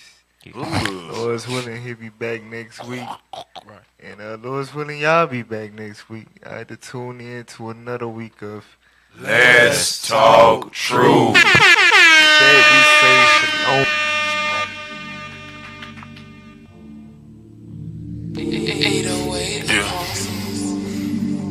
Woke me up from a slumber. It get deep. Most I sealing the instructions in my sleep. Told me, son, to make it up, you gotta eat. If you're not offended based on how we preach, yeah, I'm sticking to the milk, but it gets deep, deep. Most I sealing the instructions in my sleep. I can't live by bread alone, I gotta live by. I got knowledge, but sometimes I'm rude in speech. Yeah, I'm sticking to the milk, but it gets deep. 2 Peter 3:15, man, it get deep. I see all these wolves, I keep on counting sheep. Precept, precept, precept, precept on repeat. Christ got the keys, don't keep commands, he hit delete. Hold the line, taste the cup, you can hold the vine. Take the soul, you control the mind. Willie Lynch working overtime. Crush the conscience, got it pulverized. Masculinity emulsified. Google Maps couldn't find the tribes. Now the culture gets you crucified, but we ready for war. Give us 30 days, we'll do 30 more. Teach the people what we got in store. We gon' win these, it's a 4 for 4. We ain't taking no losses. Pray we carry these crosses to the finish line. Take the kingdom, eat them, give me mine. Crown the king's freedom, Mr. Time. Flick of the wrist, cook up just a recipe. Turn these pages, this ain't phases. Greatness, this my destiny. We bear witness, run this race, that's fitness. Ain't no rest for me. Just like Joe, every word 2-4, that's cold, I'm scared to freeze. It get deep. Outside selling the instructions in my sleep. Told me, son, to make it up, you gotta eat. If you're not offended based on how we preach, yeah, I'm sticking to the milk, but it gets deep. Outside selling the instructions in my sleep. I can't live by bread alone, I gotta eat. I got knowledge, but sometimes I'm rude of speech. Yeah, I'm sticking to the milk, but it gets deep. Call the crown the king, showing the finer things. We on the milk. Watch how I shine like rings. Light up the house and things. Straight out the script. Line about God, it seems. Straight out the Bible belt. We from the silk. Look for Messiah the king. Come with the clouds and pain. We about to deal. I ain't sorry about shit. Wildin' out like I'm Nick. Y'all know what it is. The prophet's back, no counterfeit. Y'all gon' have to kill us dead. Put 2 to the head. Regenerated at your neck. Yeah, get deep. They faces get red. It's blood in the streets. My angles get fed for the death of the sheep to get deep. Screaming Black Lives Matter, y'all just LGBT. Cut. Acronyms, we the chosen CMC. Real deep, let me show you how deep it get. Them fake Jews, they counterfeit. They stole our identity. Now they call us anti-Semitic. Damn devil, Revelation says it. The Israelites gon' let them have it. And Lord's will, I'm in the mix. All nations getting their face fixed. Hear a voice saying, come up hither. Some of y'all think this hate speech. Read the scripture, let the Bible speak. Outside selling the instructions in my sleep. Told me, son, to make it up, you gotta eat. If you're not offended based on how we preach, yeah, I'm sticking to the milk.